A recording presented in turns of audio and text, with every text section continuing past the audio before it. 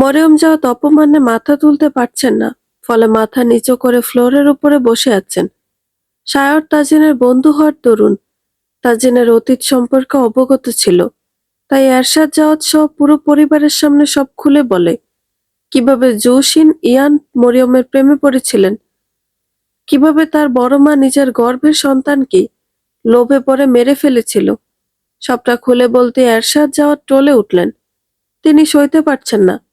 এই বয়সে এসে নিজের স্ত্রীর এই রূপ দেখতে হবে, এটা ওনার কল্পনার বাইরে ছিল। এরশাদ জাওয়াত টলতে টলতে এগিয়ে এলেন মরিয়মের সামনে। মরিয়ম, আমি জানতাম তুমি স্বার্থপর, আমি জানতাম তুমি উচ্চাকাঙ্ক্ষী, কিন্তু তুমি যে এতটা নীচ হতে পারো তা আজ নিজের কানে না শুনলে বিশ্বাস করতাম না। আমি তোমাকে ভালোবেসে আমার ঘরে তুলেছিলাম, কিন্তু তুমি অন্যের ঘর ভেঙে। এরশাদ জাওয়াদের চোখ বেয়ে অশ্রু গড়িয়ে পড়ল। বয়স বাড়লেও ভালোবাসা তো কমে যায় না। তিনি মরিয়মকে ভালোবেসেছিলেন, সেই ভালোবাসা এত বড় নিকৃষ্ট রূপ নিতে পারবে এটা কোনাক্ষরও ভাবেননি। এরশাদ জাওয়াদের কণ্ঠস্বর বুঝে এলো। 27 বছর আগে মহিলার মায়াবী রূপ আর বুদ্ধিমত্তার কাছে তিনি হেরে গিয়েছিলেন। নিজের সবটুকু দিয়ে আগলে রেখেছেন নিজের স্ত্রীকে, কখনো কোনো কিছুর অভাব হতে দেননি। মরিয়মের খুব কাছে গিয়ে হাঁটু গেড়ে বসলেন।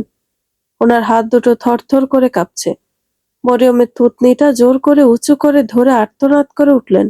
এরশাদ জাওয়াত, বলো মরিয়ম। সায়র যা বলছে সব কি সত্যি? মরিয়ম নিশ্চুপ রইলেন।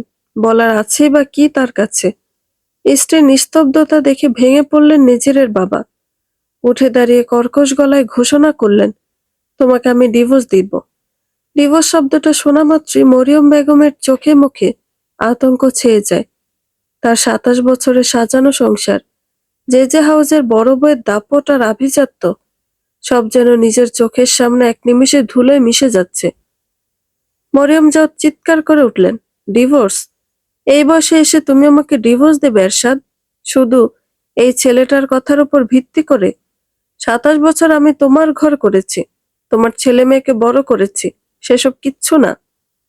ছি মরিয়ম, তুমি এখনো এত বড় গলায় কিভাবে কথা বলছো? তোমার জন্য আমার নিজেকেও পাপী মনে হচ্ছে। আমি যদি 27 বছর আগে তোমার ব্যাপারে খোঁজ খবর নিতাম, তাহলে আজ আমাকে এই দিন দেখতে হতো না। আমি তোমার প্রেমে এতটা অন্ধ ছিলাম যে তোমার ব্যাপারে খোঁজ খবর না নিই। আর এই কারণে আজ আমার নিজেকে আসামির কাঠগড়ায় দেখতে হচ্ছে।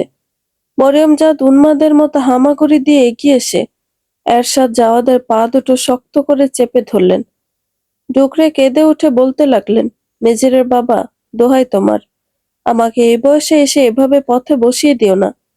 আমি মানছি আমি ভুল করেছি, আমি অপরাধ করেছি ইয়ানার তনয়ের সাথে, কিন্তু বিশ্বাস করো, আমি শুধু তোমাকেই ভালোবেসেছি। তোমার ঘর বাঁধার লোভে আমি অন্ধ হয়ে গিয়েছিলাম। 27 বছর ধরে এই সংসারে আমি কি কিছুই দেইনি? আমাকে এই বয়সে তালাক দিও না। আমি কোথায় যাব? এরশাদ জাওয়াত ঘৃণায় পা সরিয়ে নিলেন। তার দু চোখ দিয়ে এখনো নোনা জল গড়িয়ে পড়ছে, কিন্তু আজ আর ওনার দৃঢ়তায় ছেদ পড়ল না। অর্ধাঙ্গিনীর দিকে অবজ্ঞা ভরা দৃষ্টিতে তাকিয়ে বললেন, ভালোবাসা? মরিয়ম, তুমি কি জানো ভালোবাসার অর্থ কি? যে নারী নিজের গর্ভের সন্তানকে টাকার জন্য অস্বীকার করতে পারে, যে নারী একজন মৃত্যু পথযাত্রী স্বামীর কোল খালি করে অন্য পুরুষের হাত ধরতে পারে, তার মুখে ভালোবাসার কথা মানায় না। তুমি আমাকে ভালোবাসিনি মরিয়ম, তুমি ভালোবেসেছিলে বিলাসিতা আর আমার ক্ষমতাকে। আজ তোমার মুখোশ খুলে গেছে, তাই তোমার এই অভিনয়। স্বামীর দৃঢ়তা দেখে দমে গেলেন মরিয়ম জাওয়াদ। মরিয়ম জাওয়াদ এবার বেশ বুঝতে পারছেন স্বামীকে টলানো আর সম্ভব নয়।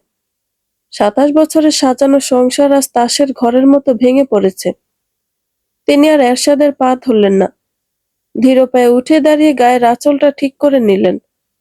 চোখের জল মুছে শান্ত গলায় বললেন, ঠিক আছে এরশাদ, তোমার ডিভোর্সের সিদ্ধান্তই যদি শেষ হয় তবে আমি মেনে নিচ্ছি, কিন্তু একটা অনুরোধ, ফারার বিয়েটা আর মাত্র কয়েকদিন পরে, অন্তত বিয়েটা মিটে যাওয়া পর্যন্ত আমাকে এই বাড়িতে থাকতে দাও।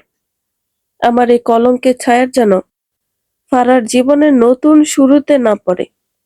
মা হিসেবে শেষবারের মতো এটুকু দাবি কি আমি করতে পারি না?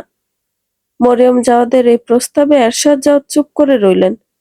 রাগের মাথায় যাই হোক না কেন, ফারার ভবিষ্যতের কথা ভেবে তার বাবা মনটা মুহূর্তের জন্য কেঁপে উঠল। দরজার কাছে জুবুথুবু হয়ে দাঁড়িয়ে থাকা ফারার দিকে তাকিয়ে দীর্ঘশ্বাস ফেললেন। মেয়েটা তার বাক প্রতিবন্ধী হওয়ায় ছোট থেকে অনেক কিছু সহ্য, বিশেষ কোনো কদরও পায়নি নেজির, আরজু আর সায়রের মতো। বাবা হয়ে মেয়ের জন্য তেমন কিছুই করতে পারেননি তিনি, তাই মেয়ের বিয়েতে কোনো প্রকার বিঘ্ন ঘটুক তা তিনি চান না। এরশাদ জাওয়াদ মুখ ফিরিয়ে নিয়ে গম্ভীর গলায় বললেন, ঠিক আছে, ফারার বিয়ের অনুষ্ঠান শেষ হওয়া পর্যন্ত তুমি এই বাড়িতে থাকতে পারো, কিন্তু মনে রেখো মরিয়ম, এই ঘরের কোনো সিদ্ধান্তে তোমার আর কোনো অধিকার নেই। কোনো এক অজানা কারণে সায়রের ফারার বিয়ের কথাটা পছন্দ হচ্ছে না, অচেনা এক অস্থিরতা জেঁকে ধরছে ওকে, তাই চুপচাপ ঘর থেকে প্রস্থান করলো। ফারা বার কয়েক চাইল শখের পুরুষের দিকে, কিন্তু তার শখের পুরুষ বড়ই নিষ্ঠুর, ফিরেও চাইল না ফারার দিকে। এরশাদ জাওয়াদ ভাগ্নের প্রস্থানের পানে চেয়ে দীর্ঘশ্বাস ফেলে।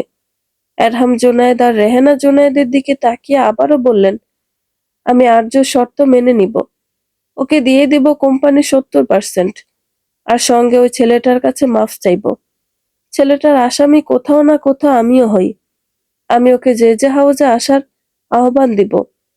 সৎ হলেও কোনো না কোনো দিক দিয়ে আমাদের সম্পর্ক তো আছে। নিজের এদিকে আসছিল। বাবার মুখে তাজিনের কথা শুনে হুঙ্কার দিয়ে বলল, বাবা, তুমি ওই লোকটা সঙ্গ দিতে চাইছো? ও আমার ভালোবাসা, আমার সন্তান সবকিছু কেড়ে নিয়েছে।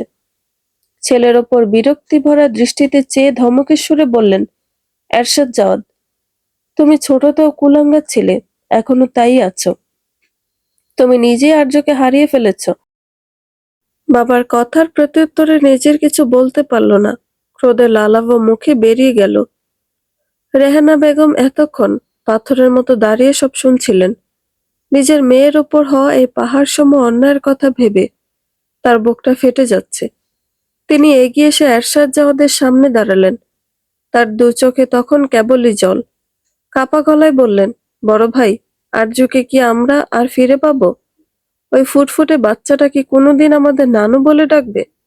আমরা তো নিজেদের হাতে আমাদের কলিজার টুকরোকে দূরে সরিয়ে দিয়েছিলাম। এরশাদ জাওয়াদ কোনো উত্তর দিতে পারলেন না। তিনি কেবল মাথা নিচু করে রইলেন। কারণ ক্ষমা চাওয়ার মুখ তাদের কারোরই নেই। সায়ন নিজের রুমে এসে সিগারেট ধরালো। এই 5 বছরে একটা বদ অভ্যাস হয়ে গেছে। নিকোটিনের ধোঁয়া ফুসফুসে টেনে নিয়ে জানালার বাইরে সমুদ্রের উত্তাল গর্জন দেখছে সায়র। তার মাথার ভেতর শুধু ফারার সেই জল ভরা চোখ দুটো ঘুরপাক খাচ্ছে। কেন জানি ফারার বিয়ের কথা শুনলে হৃদযন্ত্রের গতি অস্বাভাবিক হয়ে যাচ্ছে। সায়র নিজের মনে বিড়বিড় করলো, কষ্ট কেন হচ্ছে আমার? ওই বোবা মেয়েটা তো আমার কেউ না, ও তো শুধু এই বাড়ির একটা অংশ মাত্র। কিন্তু ওর ওই করুণ দৃষ্টি আমাকে কেন এভাবে দহন করছে? সিগারেটের শেষ অংশটা অ্যাশট্রেতে পিষে দিয়ে সায়র দেখলো আয়নায় নিজের প্রতিচ্ছবি। নিজের চোখে নিজেকে বড্ড অচেনা লাগছে। এই 5 বছরে সে শুধু ধুকে ধুকে মরেছে আরজুর জন্য। আর আজ যখন বোনকে ফিরে পেল, তখন দেখলো বোনটা তার সাধ্যের বাইরে চলে গেছে।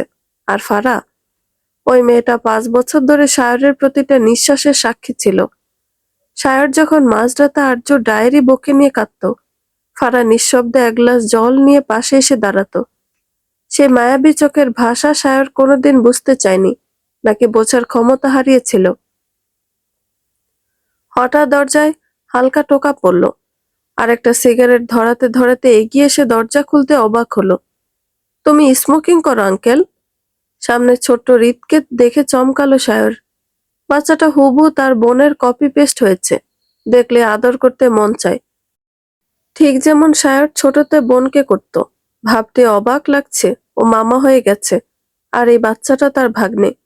সায়র চট করে সিগারেটটা পেছনে লুকিয়ে ফেলল, কিন্তু ধোঁয়া তো আর লুকানো যায় না। রিত তার বড় বড় কৌতূহলী চোখ মেলে সায়রের দিকে তাকিয়ে আছে। সায়র এক মুহূর্তের জন্য নিজেকে সামলে নিয়ে সিগারেটের অবশিষ্টাংশ পায়ের নিচে পিষে ফেলল। অতঃপর হৃদের সমান হয়ে বসল। হৃদের গালে হাত দিয়ে আদরে স্বরে বলল, হেই চ্যাম্প, তুমি এখানে কেন?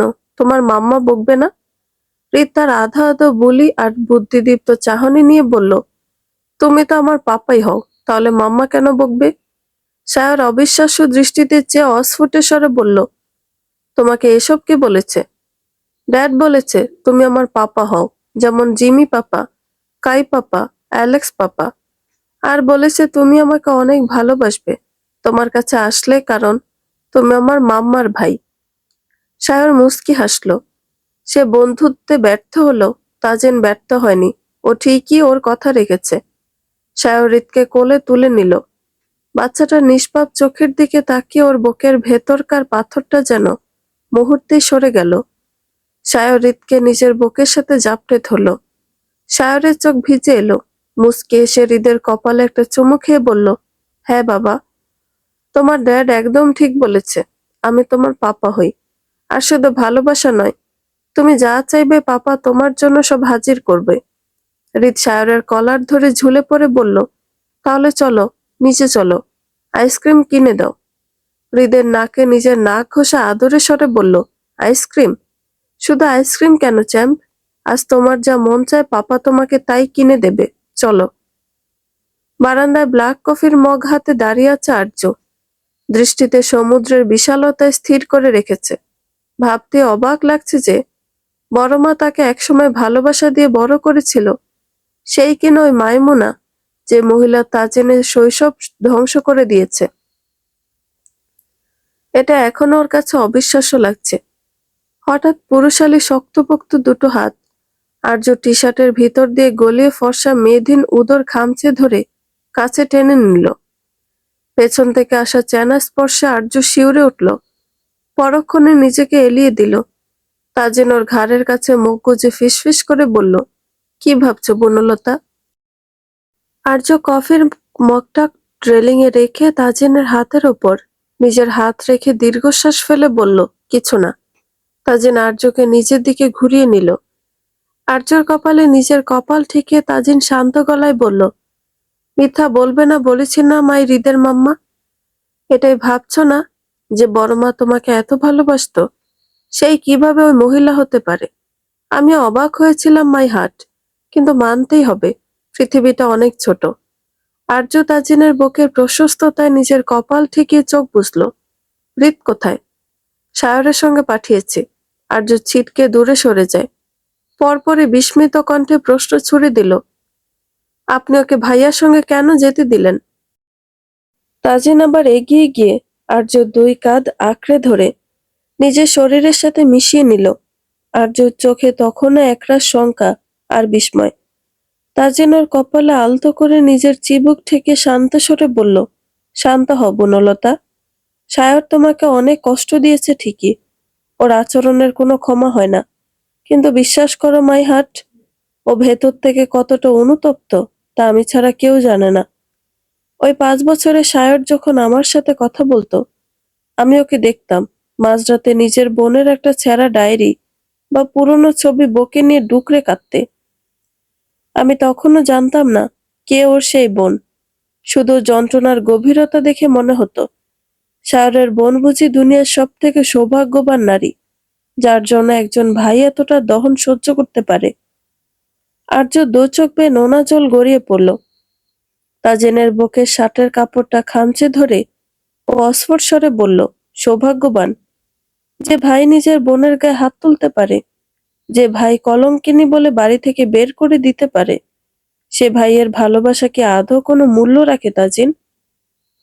তাজিন আর্যর চিবুক ধরে মুখটা একটু উঁচু করল। ওর শান্ত চোখের মণি দুটো আর্যর চোখের গভীরে স্থির হলো। রক্তের সম্পর্ক অনেক অদ্ভুত হয় বনলতা। সায়র ভুল করেছিল।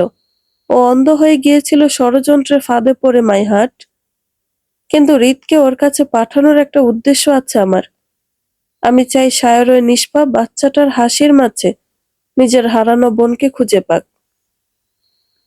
হৃদ যখন ওকে পাপা বলে ডাকবে, তখন সায়রের ভেতরকার সে অপরাধবোধ হয়তো কিছুটা হলেও শান্ত হবে। আর সায়র ও হৃদকে নিজের জীবনের চেয়েও বেশি আগলে রাখবে, এটা আমি গ্যারান্টি দিচ্ছি। আর্য দীর্ঘশ্বাস ফেলে আবার তাজিনের বুকে মাথা রাখল। সমুদ্রের উত্তাল গর্জন ছাপিয়ে ওদের হৃদস্পন্দনের শব্দ শোনা যাচ্ছে। অদ্ভুত এক নিস্তব্ধতা নেমে এলো দম্পতির মাঝে। বেশ কিছুক্ষণ এভাবেই অতিবাহিত হওয়ার পর তাজিন গুরুগম্ভীর কণ্ঠে বলল, এই যে ম্যাডাম, আপনার কিন্তু পানিশমেন্ট বাকি আছে আমাকে না বলে বাংলাদেশ আসার। আর্য ভ্রু কুঁচকে সন্দিহান দৃষ্টিতে চেয়ে বলল, কিসের পানিশমেন্ট? আমার কোনো পানিশমেন্ট হবে না। তাজিন আর্যর কানের কাছে মুখ নিয়ে অস্ফুট স্বরে বলল, শাস্তি তো হবেই বনলতা। কারহান তাজিনের অবাধ্য হওয়ার সাহস যে দেখায়, তাকে তো আর এমনি ছেড়ে দেওয়া যায় না। আর্য ওর বলিষ্ঠ বুকের ওপর নিজের হাত রেখে দুষ্টুমি করে বলল, তাই নাকি? তা কি করবেন আপনি? আবারও চড় মারবেন নাকি? কথাটি শোনা মাত্রই চেনা পুরুষের চোখের চাহনি পাল্টে যায়। তীব্র অপরাধ বোধ জেঁকে ধরল আর্যর শুদ্ধ পুরুষকে। আর্যর গালটা আলতো করে হাতের তালু দিয়ে ছুঁয়ে আসন্ন গলায় বলল, আই এম সরি ওয়াইল্ড রোজ। আর্য তাজিনের চোখের বিষণ্ণতা দেখে হতাশ হলো। এখন নিজের মাথায় নিজেরই বাড়ি মারতে মন বলছে। কোন দুঃখে ও আবার এই কথাটা তুলতে গেল? লোকটা মজাও বোঝে না। তাজিনের কপালে কপাল থেকে নাক ঘষে অস্ফুট স্বরে বলল আর্য, আরে আমি তো মজা করছিলাম, আপনি তো সিরিয়াস হয়ে গেলেন। তাজিন আর কিছু বলল না। ওর ঠোঁট দুটো আর্যর কপালে নেমে এলো এক দীর্ঘ গভীর চুম্বনে। বাইরে সমুদ্রের গর্জন আর ঝাউবনের শনশন শব্দ এক মায়াবী নিস্তব্ধতা তৈরি করেছে। তাজিন তার ওয়াইল্ড রোজকে আরো নিবিড়ভাবে নিজের সাথে জড়িয়ে রাখলো। আর্য আপন মনে গুনে চলছে তার চেনা পুরুষের প্রতিটি হৃদস্পন্দন। মানুষটার হৃদস্পন্দনের গতি যেন আচানক বেড়ে গেছে। আর্য মাথা উঁচিয়ে তাজিনের চোখে চোখ রেখে ফিসফিস করে বলল, তাজিন, আমাকে ছেড়ে কোনোদিন যাবেন না তো? তাজিন আর্যর ঘাড়ের কাছে মুখ গুজে পুরুষালী হাসকি স্বরে জবাব দিল, যাওয়ার আর কোনো রাস্তা তুমি রাখোনি বনলতা। তুমি আর হৃদ ছাড়াই তাজিনের আর কোনো গন্তব্য নেই। জীবন কি অদ্ভুত, তাই না? একসময় আমি ভালোবাসা আর সুখ খুঁজতে নেমেছিলাম, কিন্তু কখন দুঃখের রাজ্যে প্রবেশ করেছি খেয়ালই করতে পারিনি। কিন্তু এখন যখন আমার কোনো সুখের আশা ছিল না, তখনই সুখ আমার দোরগোড়ায় হাজির হলো। তাজের মুচকি হেসে আর্যর মুখ আজলায় নিয়ে অধরের দিকে চুম্বকের ন্যায় এগিয়ে যাচ্ছিল এমন সময় দেখে ফেলেছি তাজিন ছিটকে দূরে সরে যায়। পিছনে কায় দাঁড়িয়ে কেলাচ্ছে দুই পাটি দাঁত বের করে। ওহ সরি সরি, রোমান্স করছিলি বুঝি, বাট ইউ কান্ট কন্টিনিউ। কারো রোমান্টিক মুহূর্তে ঢুকে পড়লে বলতে হয় সরি। সরি, আমি যাচ্ছি, ইউ ক্যান কন্টিনিউ। কাই গা ছাড়া ভাবে বলল, আর সবাই যা বলে তা আমি বলবো কেন? আমি ইউনিক মানুষ, একদম সমাজের বাইরের, ম্যানারলেস। অত ম্যানার্স দিয়ে আমার কাজ নেই। আমি নিজেও রোমান্স করি না, তোকেও করতে দিব না। আমার বউ আমাকে জুতা পিটা করে কাছে গেলে। তাজিন দাঁত কিরমির করে পায়ে থাকা স্যান্ডেল খুলে কাইয়ের মুখে ছুঁড়ে মেরে বলল, তোর বেডরুমে বুঝি আমি ডাকা দিতে যাই, যে তুই আমার প্রাইভেসিতে ডাকা দিতে আসছিস? স্যান্ডেলটা ধরে বলল কাই, আমি থুরি না তোর মতো রোমান্স করি। ব্রান্ডার স্যান্ডেল ওইটাও। আর্য হতবিহ্বল হয়ে দাঁড়িয়ে এটা বোঝার চেষ্টা করছে তার কি এখন হাসা উচিত নাকি লজ্জা পাওয়া উচিত। তাজিন রাগে গজগজ করতে করতে কাইয়ের দিকে এগিয়ে গিয়ে আরেক পাটি স্যান্ডেলও খোলার উপক্রম করতেই আর্যর হাতটা চেপে ধরল। আর্যর দিকে এক পলক তাকিয়ে একটা লম্বা দীর্ঘশ্বাস ছাড়ল। পরপর কায়ের দিকে তাকিয়ে আঙুল উঁচিয়ে শাসালো, তোর কপাল ভালো যে আমার বউ সামনে আছে, না হলে তোকে ওই স্যান্ডেল দিয়েই মেপে দিতাম। এখন বল কেন এসেছিস? কাই দাঁত বের করে হাসতে হাসতে স্যান্ডেলটা তাজিনের দিকে ছুরি দিয়ে সামনে থেকে সরে বিছানায় যেয়ে বসল। তৎক্ষণাৎ ফারা কাইয়ের পিছনে থেকে বেরিয়ে এসে গুটি গুটি পায়ে আর্যর পাশে দাঁড়ায়। ও বলছিল তোদের রুম দেখিয়ে দিতে। আর্যর কাইয়ের কথায় ফারার দিকে চেয়ে জিজ্ঞেস করলো, কি হয়েছে বনু, কিছু বলবি? ফারা হাত নাড়িয়ে ইশারায় কিছু একটা বলতে থাকে আর্যকে। আর্য মন দিয়ে দেখছে ফারার অঙ্গভঙ্গি। তাজিন ফারার দিকে এক পলক চেয়ে আবারও দৃষ্টি ফিরিয়ে নেয়। অবাক করা বিষয়, তাজিন মেয়েটার ইশারায় বলা প্রতিটি কথা খুব সহজেই বুঝতে পারছে। আর্য ফারার দিকে তাকিয়ে প্রশ্ন করল, তুই ওনার সঙ্গে কথা বলতে এসেছিস? ফারা বার কয়েক মাথা নুয়ে সম্মতি জানায়।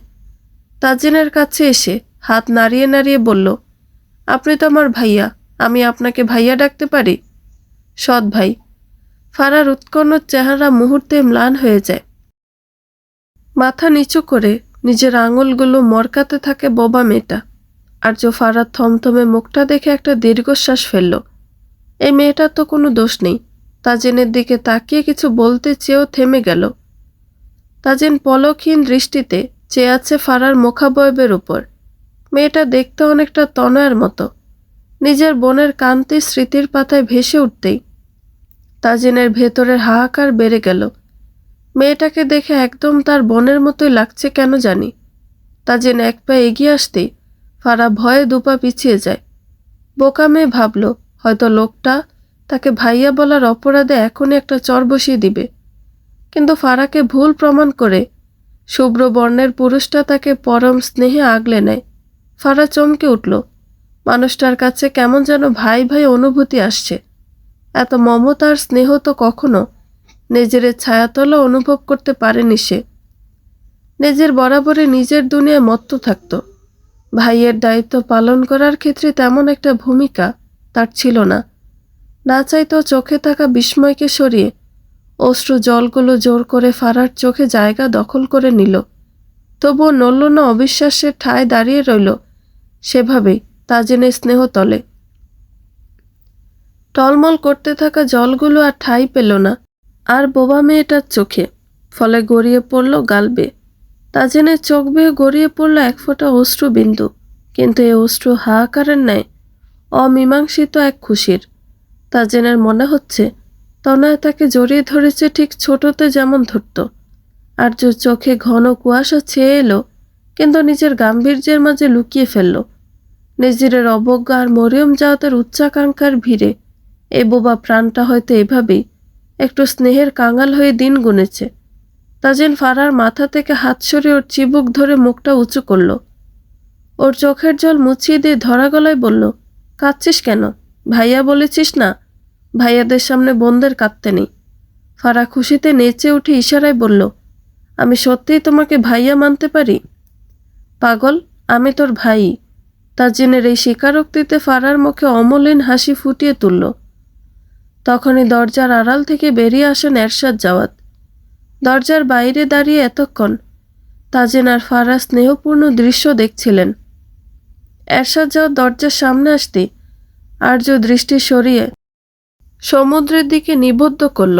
এই মানুষগুলোর গলার স্বর তার উপস্থিতি আজও ওর বুকের ভেতরটা দুমড়ে মুচড়ে দেয়। একসময় মানুষগুলোই ছিল ওর পৃথিবী, আর আজ তারা ওর কাছে সবচেয়ে বড় অপরাধী।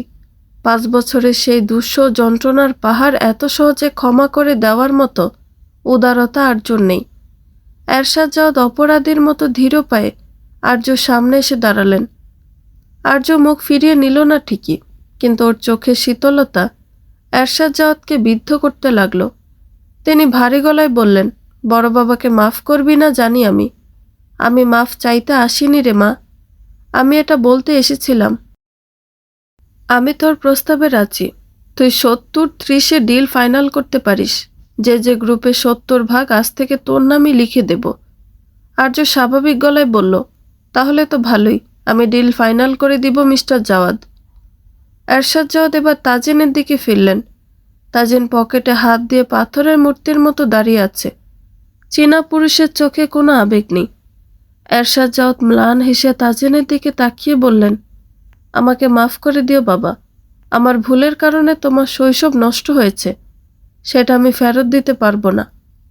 কিন্তু আমি মরিয়মকে শাস্তি দেব। আমি ওকে ডিভোর্স দেওয়ার সিদ্ধান্ত নিয়েছি।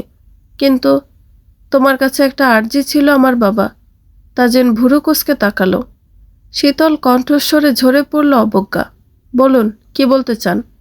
আমাকে মাফ করে দিও। ফারার বিয়ে এই মাসেই, আর কয়েকদিন পর। আমি চাই তুমি আর আর্য বিয়েতে থাকো। আমি মরিয়মের বিচার করব, কিন্তু এই কয়েকটা দিন ও থাকবে। তাজিন খেয়াল করলো লোকটার মুখের অসহায়ত্ব। লোকটা যে ওই মহিলাকে কতটা ভালোবাসতো তার প্রমাণ দিচ্ছে মানুষটার নিভু নিভু চোখ জোড়া।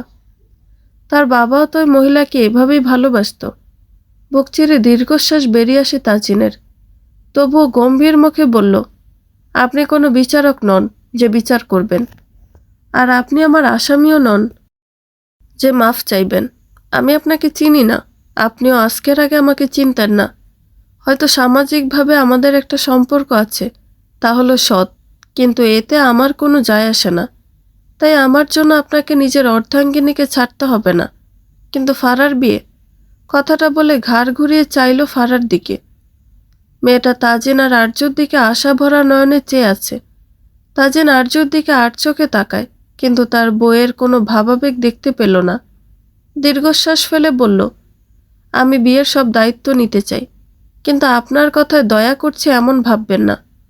আমি আমার বোনের বিয়ের দায়িত্ব নিচ্ছি, এতটুকুই। তাজিনের কথায় এরশাদ জাওয়াদের চোখে একচিলতে স্বস্তির আভা দেখা দিল।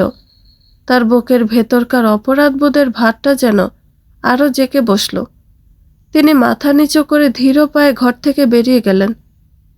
যাওয়ার সময় আর্যর দিকে একবার করুণ দৃষ্টিতে তাকালেন, কিন্তু আর্যর পাথরের মতো স্থির হয়ে রইল।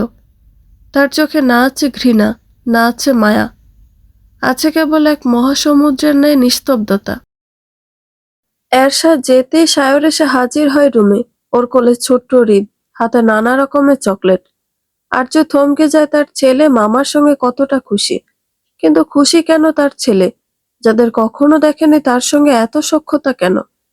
হৃদে সায়রের কোল থেকে নামার কোনো নামগন্ধ নেই। উল্টো মামার শার্টের কলার জড়িয়ে ধরে আধো আধো বোলচাল চালিয়ে যাচ্ছে।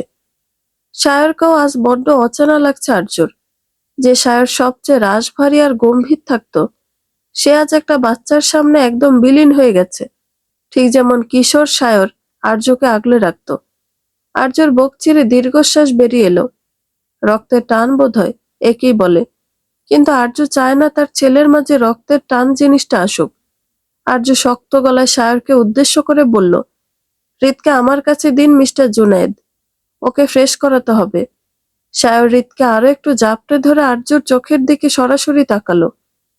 সেই চোখে আজ আগের মতো শাসন নেই, আছে এক বুক আরতি।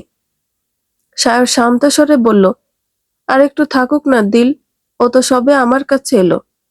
5টা বছর আমি একটা মুহূর্তের জন্য শান্তি পাইনি রে। আজ এই পিচ্ছিটার মাঝে আমি তোকে খুঁজে পাচ্ছি। ও তো আমারও ভাগ্নে, নাকি সে অধিকারটুকু আমি হারিয়ে ফেলেছি? আর্য মুখ ফিরিয়ে নিল। সায়রের এই আবেগ আজ ওকে টলাতে পারছে না। অতীতে এই ভালোবাসার আড়ালে লুকিয়েছিল অবিশ্বাসের তীক্ষ্ণ ছুরি। কাউকে কিছু বলার সুযোগ না দিয়ে জোর করে হৃদকে টেনে ওয়াশরুমে ঢুকে গেল। সায়র করুণ দৃষ্টিতে চেয়ে রইল বোনের যাওয়ার দিকে। ততক্ষণে কায় রুম ত্যাগ করেছে। ফারা করুণ দৃষ্টিতে দেখল তার সায়র ভাইয়ের অসহায় মুখাবয়ব। সায়র নিজের অজান্তে একটা দীর্ঘশ্বাস ছাড়ল। ওর হাত দুটো এখনো হৃদকে ধরার স্পর্শটা অনুভব করছে। সায়র তাজিনকে খেয়াল করেনি।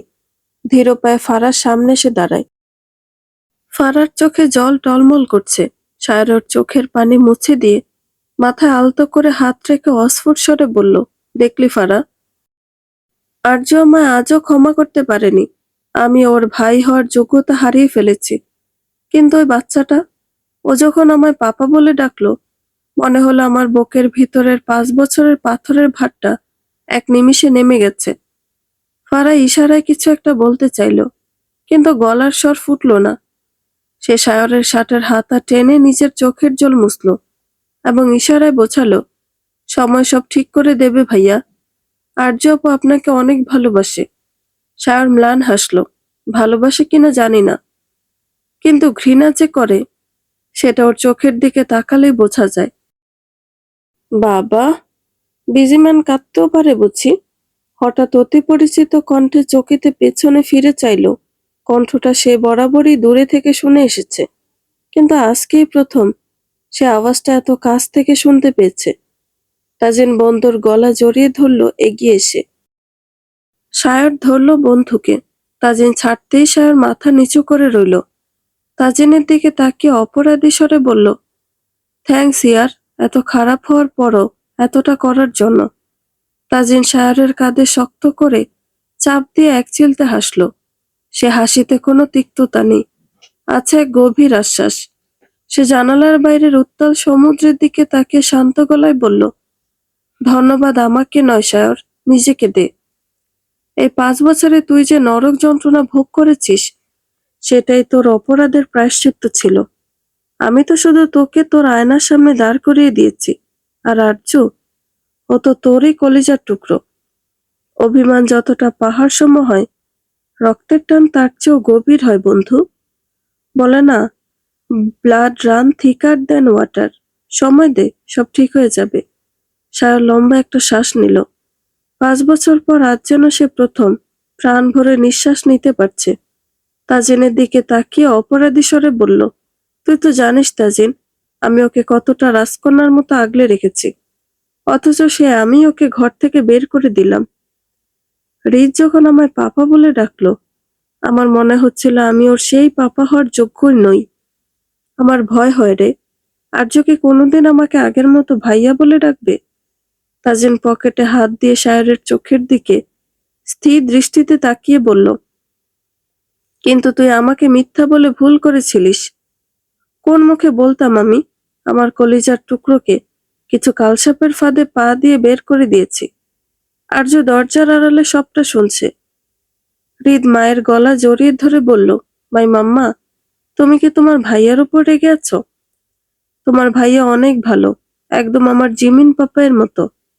তোমাকে কে বললো ওটা আমার ভাইয়া? হৃদ মুস্কি হেসে বলল, ড্যাড বলেছে। ওহ বাবা, তোমার ড্যাড দেখছি বহুত উদার মানুষ মাই বয়। হৃদ চোখ মুখ কুঁচকে নিল। বাবার সম্পর্কে টু শব্দ সহ্য হয় না ছেলেটার। ভেবে আর্য দীর্ঘশ্বাস ফেলে চোখের কোণে জমা জলটুকু গড়িয়ে পড়ার আগে মুছে নিল। হৃদকে নিয়ে রুম থেকে বের হতেই দেখলো করিডোরে তাজিন আর সায়র দাঁড়িয়ে আছে। আর্যকে দেখে সায়র একটু আড়ষ্ট হয়ে গেল। আর্য কোনো কথা না বলে হৃদকে তাজিনের দিকে বাড়িয়ে দিয়ে গটগট করে নিচে নেমে গেল। সায়র করুণ দৃষ্টিতে বোনের যাওয়ার দিকে তাকিয়ে রইল। পুরো জেজে হাউজের প্রতিটি সদস্য অবাকের চরম সীমানা স্পর্শ করে হা করে চেয়ে আছে। সায়রও বাদ যায়নি অবাক হওয়া থেকে, কিন্তু নিজের অভিব্যক্তি শান্ত রেখে বসে আছে। সবার অবাক হওয়ার কারণ অবশ্য আর্য। আর সঙ্গে সোফায় বসে থাকা দামি স্যুট-বুট পরা লোকটা। মানুষটাকে কম বেশি সবাই চেনে।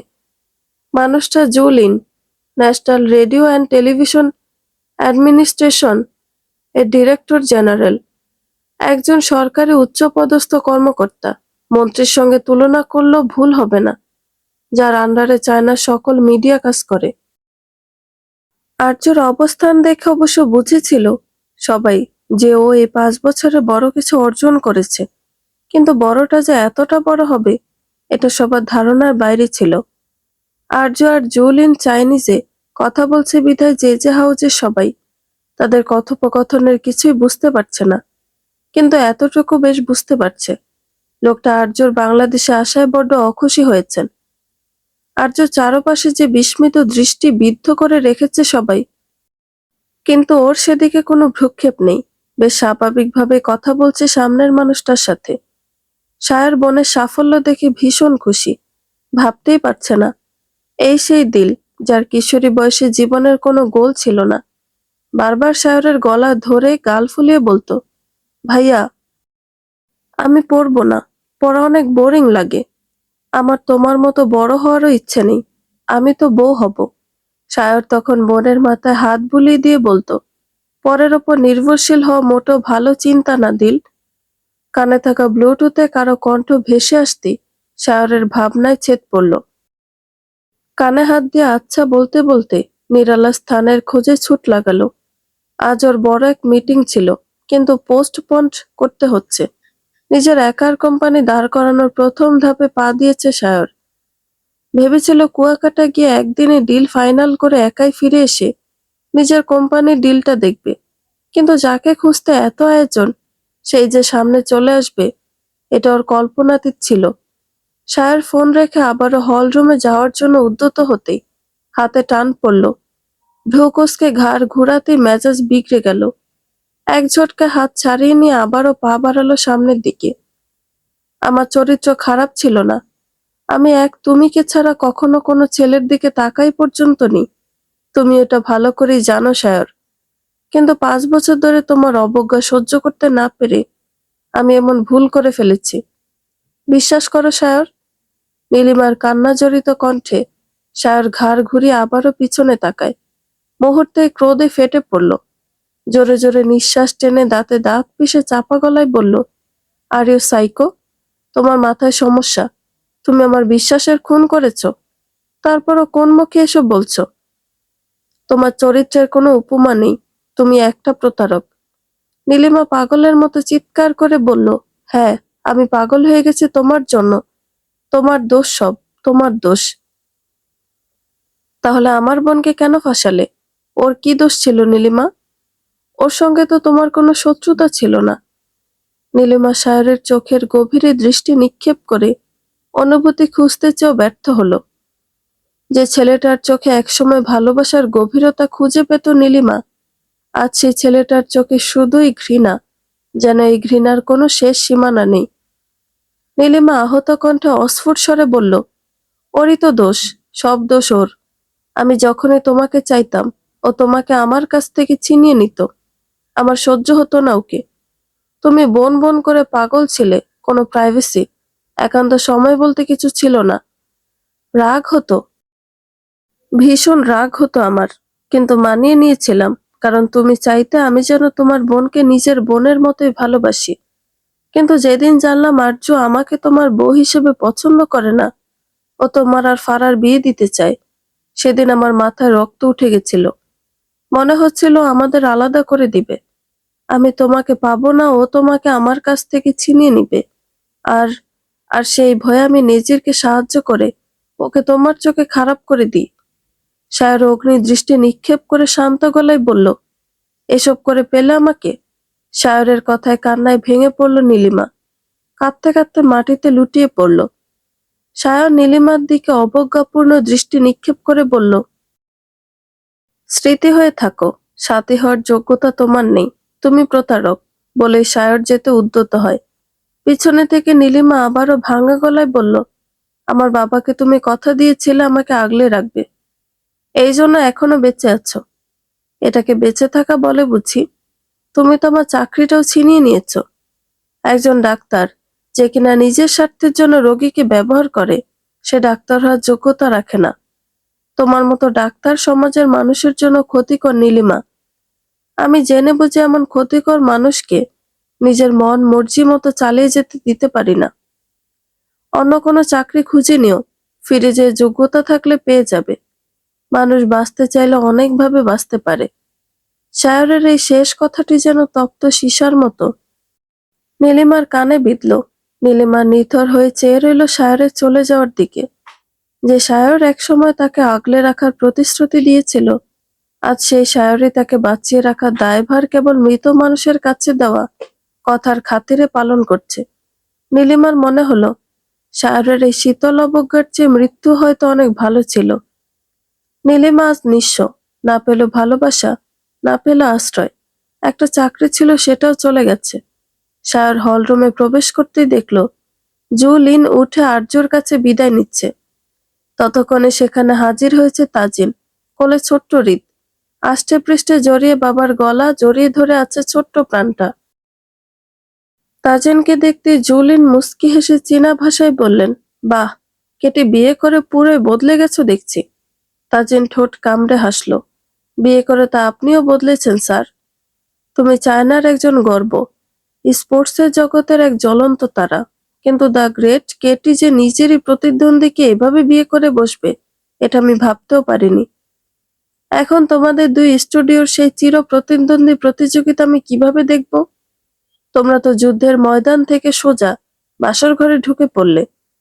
তাজিন ঠোঁট কামড়ে হাসল। আর্যর দিকে একবার আর চোখে তাকিয়ে জুলিনকে উত্তর দিল, আমি যদি আগে জানতাম আমার প্রতিদ্বন্দ্বী এই নারী, কবেই সব ছেড়ে ছুড়ে দিতাম। জুলিন হেসে বিদায় নিলেন। জুলিন বিদায় নিয়ে বেরিয়ে যেতে ড্রয়িং রুমের থমথমে নিস্তব্ধ পরিবেশটা যেন কয়েক গুণ ভারী হয়ে যায়। জেজে হাউজের প্রতিটি সদস্য, এরশাদ জাওয়াদ থেকে শুরু করে রেহানা জুনায়েদ, সবার চোখ যেন কোটর থেকে বেরিয়ে আসার উপক্রম। কেউ পলক ফেলতে পারছে না। তারা এতক্ষণ যা দেখলো আর শুনলো, সেটা তাদের কল্পনার বাইরে ছিল। যে আর্যকে 5 বছর আগে কলঙ্কিনী তকমা দিয়ে বাড়ি থেকে বের করে দেওয়া হয়েছিল, সে আজ এতটা সফল। তটিনী এতক্ষণ বসে বসে জেজে হাউজের প্রতিটা মানুষের প্রতিক্রিয়া দেখছিল। জিমিনও পাশে বসে একইভাবে সবটা পর্যবেক্ষণ করে মজা নিচ্ছিল। হঠাৎ দুজন একে অপরের দিকে তাকিয়ে ভ্রু নাচিয়ে গলা ছেড়ে গেয়ে উঠল, কি নেশা ঢাইলা দিলি ক্লেলাসে, মাইনাসে না প্লাসে, কোমর ঘুরাই ঠুমকা দিলে পুরাই দেশি ফিল আসে। ওদের গান সুরে ইরিনা তাজিন শায়র ঠোঁট কামড়ে হাসি আটকানোর ব্যর্থ প্রচেষ্টা করতে থাকে। উপস্থিত সবার দৃষ্টি এবার আর্য থেকে সরে গিয়ে এই দুই পাগলের ওপর নিবদ্ধ হয়। এরশাদ জাওয়াদ আর এরহাম জুনায়েদ হতভম্ব হয়ে চেয়ে থাকলেন। রেহেনা বেগম চোখে কাপড় দিয়ে ডুকরে কাঁদছিলেন, কিন্তু তার কান্না যেন গলায় আটকে গেল। সায়ন নিজের হাসি আর ধরে রাখতে না পেরে মুখ ঘুরিয়ে এক হাত দিয়ে কপাল চেপে ধরল। এরা দুজন যেন আগুনে ঘি ঢালার কাজ করছে। হঠাৎ পিছনে থেকে জিমিন আর তটিনের মাথায় বাড়ি পড়তেই দুজন তড়াক করে উঠে দাঁড়ায়। পিছনে তাকাতেই শেফালি আসর চোখ রাঙিয়ে বললেন, দুই বাদর যেখানেই থাকিস বাদরামি করতেই হবে, তাই না? মা ছাড়ো, আন্টি ছাড়ো, লাগছে তো। শেফালি আসর ছেড়ে দিতে দুজন শেফালি আসরের থেকে দূরত্ব বজায় রেখে দাঁড়ায়। শেফালি আসর নিজের শাড়ির আঁচলটা ঠিক করতে করতে ড্রয়িং রুমের মাঝখানে এসে দাঁড়ালেন। তার ব্যক্তিত্বে এক ধরনের আভিজাত্য থাকলেও চোখের কোণে দুষ্টুমি আর হাসির ঝিলিক স্পষ্টভাবে ফুটে উঠেছে। শেফালি আসরকে দেখতেই তাজিন হৃদকে কোল থেকে নামিয়ে দেয়। পরপরই হৃদ ছুটে যায়, গ্রানি, গ্র্যান্ডফা। কিন্তু হৃদের দুজন মানুষ তড়িৎ গতিতে উঠে দাঁড়ান, রেহেনা আর এরহাম জুনায়েদ খান। তারা হয়তো ভাবলেন তাদের নাতি তাদের ডাকছে। পরম আদরে হাত বাড়িয়ে দিলেন রেহেনা জুনায়েদ, কিন্তু হৃদ তাকে পাশ কাটিয়ে যে ঝাপটে ধরল শেফালি এবং শরীফ আসরকে। রেহেনা বেগম স্তব্ধ হয়ে চাইলেন ঘাড় ঘুরিয়ে পিছনের দিকে। তার নাতি কিনা একজন অপরিচিত নারীকে তার জায়গা দিয়েছে, ভাবতেই মহিলার বুকের ভিতর হু হু করে উঠল। আর্য আর চোখে দেখল বাবা মায়ের অসহায় মুখাবয়ব, কিন্তু তাতে ওর তেমন কোনো কিছু যায় আসলো না। শেফালি এবং শরীফ আসরও আর্যদের সাথেই দেশে এসেছেন, কিন্তু আর্যর কথা মোতাবেক তারা ঢাকায় যাননি, সোজা কুয়াকাটা রিসোর্টে উঠেছিলেন। কিন্তু শরীফ আসরের এখানে একটা কাজ পড়ে যায় বিধায় তাকে একদিনের জন্য অন্য রিসোর্টে উঠতে হয়েছিল। শেফালি আসর হৃদকে জাপটে ধরে ওর কপালে একটা চুমু খেয়ে আর চোখে রেহেনা বেগমের দিকে তাকালেন। রেহেনা বেগমের বাড়িয়ে দেওয়া হাত দুটো তখনও বাসপথে থমকে আছে। অপমানে আর যন্ত্রণায় তার মুখটা ফ্যাকাশে হয়ে গেছে। নিজের রক্ত, নিজের বংশের প্রদীপ আস্থাকে পাশ কাটিয়ে এক অচেনা মহিলাকে গ্রানি বলে ডাকছে। এই দৃশ্যটা সহ্য করার ক্ষমতা হয়তো পৃথিবীর কোনো মায়েরই নেই। শরীফ আসর হৃদকে পাজা কলা করে তুলে নিয়ে হাসি মুখে বললেন, আমার নানু ভাইটা কি খুব মিস করেছে আমাদের? এই তো আমরা এসে গেছি। চকলেট আনোনি কেন গ্রান্ডফা? আমি রাগ করেছি তোমার উপর? হৃদকে মুখ ফোলাতে দেখে শরীফ আসর হো হো করে হেসে উঠলেন। হৃদের ফোলানো গাল দুটো আলতো করে টিপি দিয়ে পকেট থেকে দামি এক প্যাকেট বিদেশি চকলেট বের করে ওর সামনে ধরলেন। এই যে নানু ভাই, তোমার জন্য স্পেশাল চকলেট, এবার তো রাগ কমবে। চকলেট দেখা মাত্রই হৃদ সব রাগ ভুলে খিলখিল করে হেসে উঠল। শরীফ আসরের গলা জড়িয়ে ধরে ওর দাড়িওয়ালা গালে একটা শব্দ করে চুমু খেলো। এই দৃশ্যটা ড্রয়িং রুমের বাকিদের জন্য যতটা সুন্দর, রেহেনা আর এরহাম জুনায়েদের জন্য ততটাই বিষাক্ত। নিজের নাতিকে এক পলক দেখার জন্য, একটু ছোঁয়ার জন্য তারা তৃষ্ণার্ত হয়ে আছেন, অথচ সেই শিশুটি তাদের অস্তিত্বকে গ্রাহ্য করছে না। রেহেনা বেগম কাপা গলায় অস্ফুট স্বরে বললেন, আপনারা কারা? শেফালি আসর কিছু বলতে যাবেন তার আগে হৃদ ভ্রু কুঁচকে বলে উঠল, আমার নানু, নানা ভাই। রেহেনা বেগম স্তব্ধ হয়ে চেয়ে রইলেন। হৃদের ওইটুকু কথা ড্রয়িং রুমের গুমোট বাতাসকে আরো ভারী করে তুলছে যেন। তিনি অবিশ্বাসের দৃষ্টিতে একবার হৃদ আর একবার সামনে দাঁড়িয়ে থাকা দম্পতিটির দিকে তাকালেন। নিজের রক্ত, নিজের মেয়ের সন্তান, তাকে কিনা জন্ম কাউকে নানু, নানা ভাই বলে পরিচয় করিয়ে দিচ্ছে। শেফালি আসর রেহেনা বেগমের ফ্যাকাশে মুখের দিকে তাকিয়ে ম্লান হাসলেন। তিনি বুঝতে পারছেন এই মহিলার মনের ভেতর এখন কি তাণ্ডব চলছে।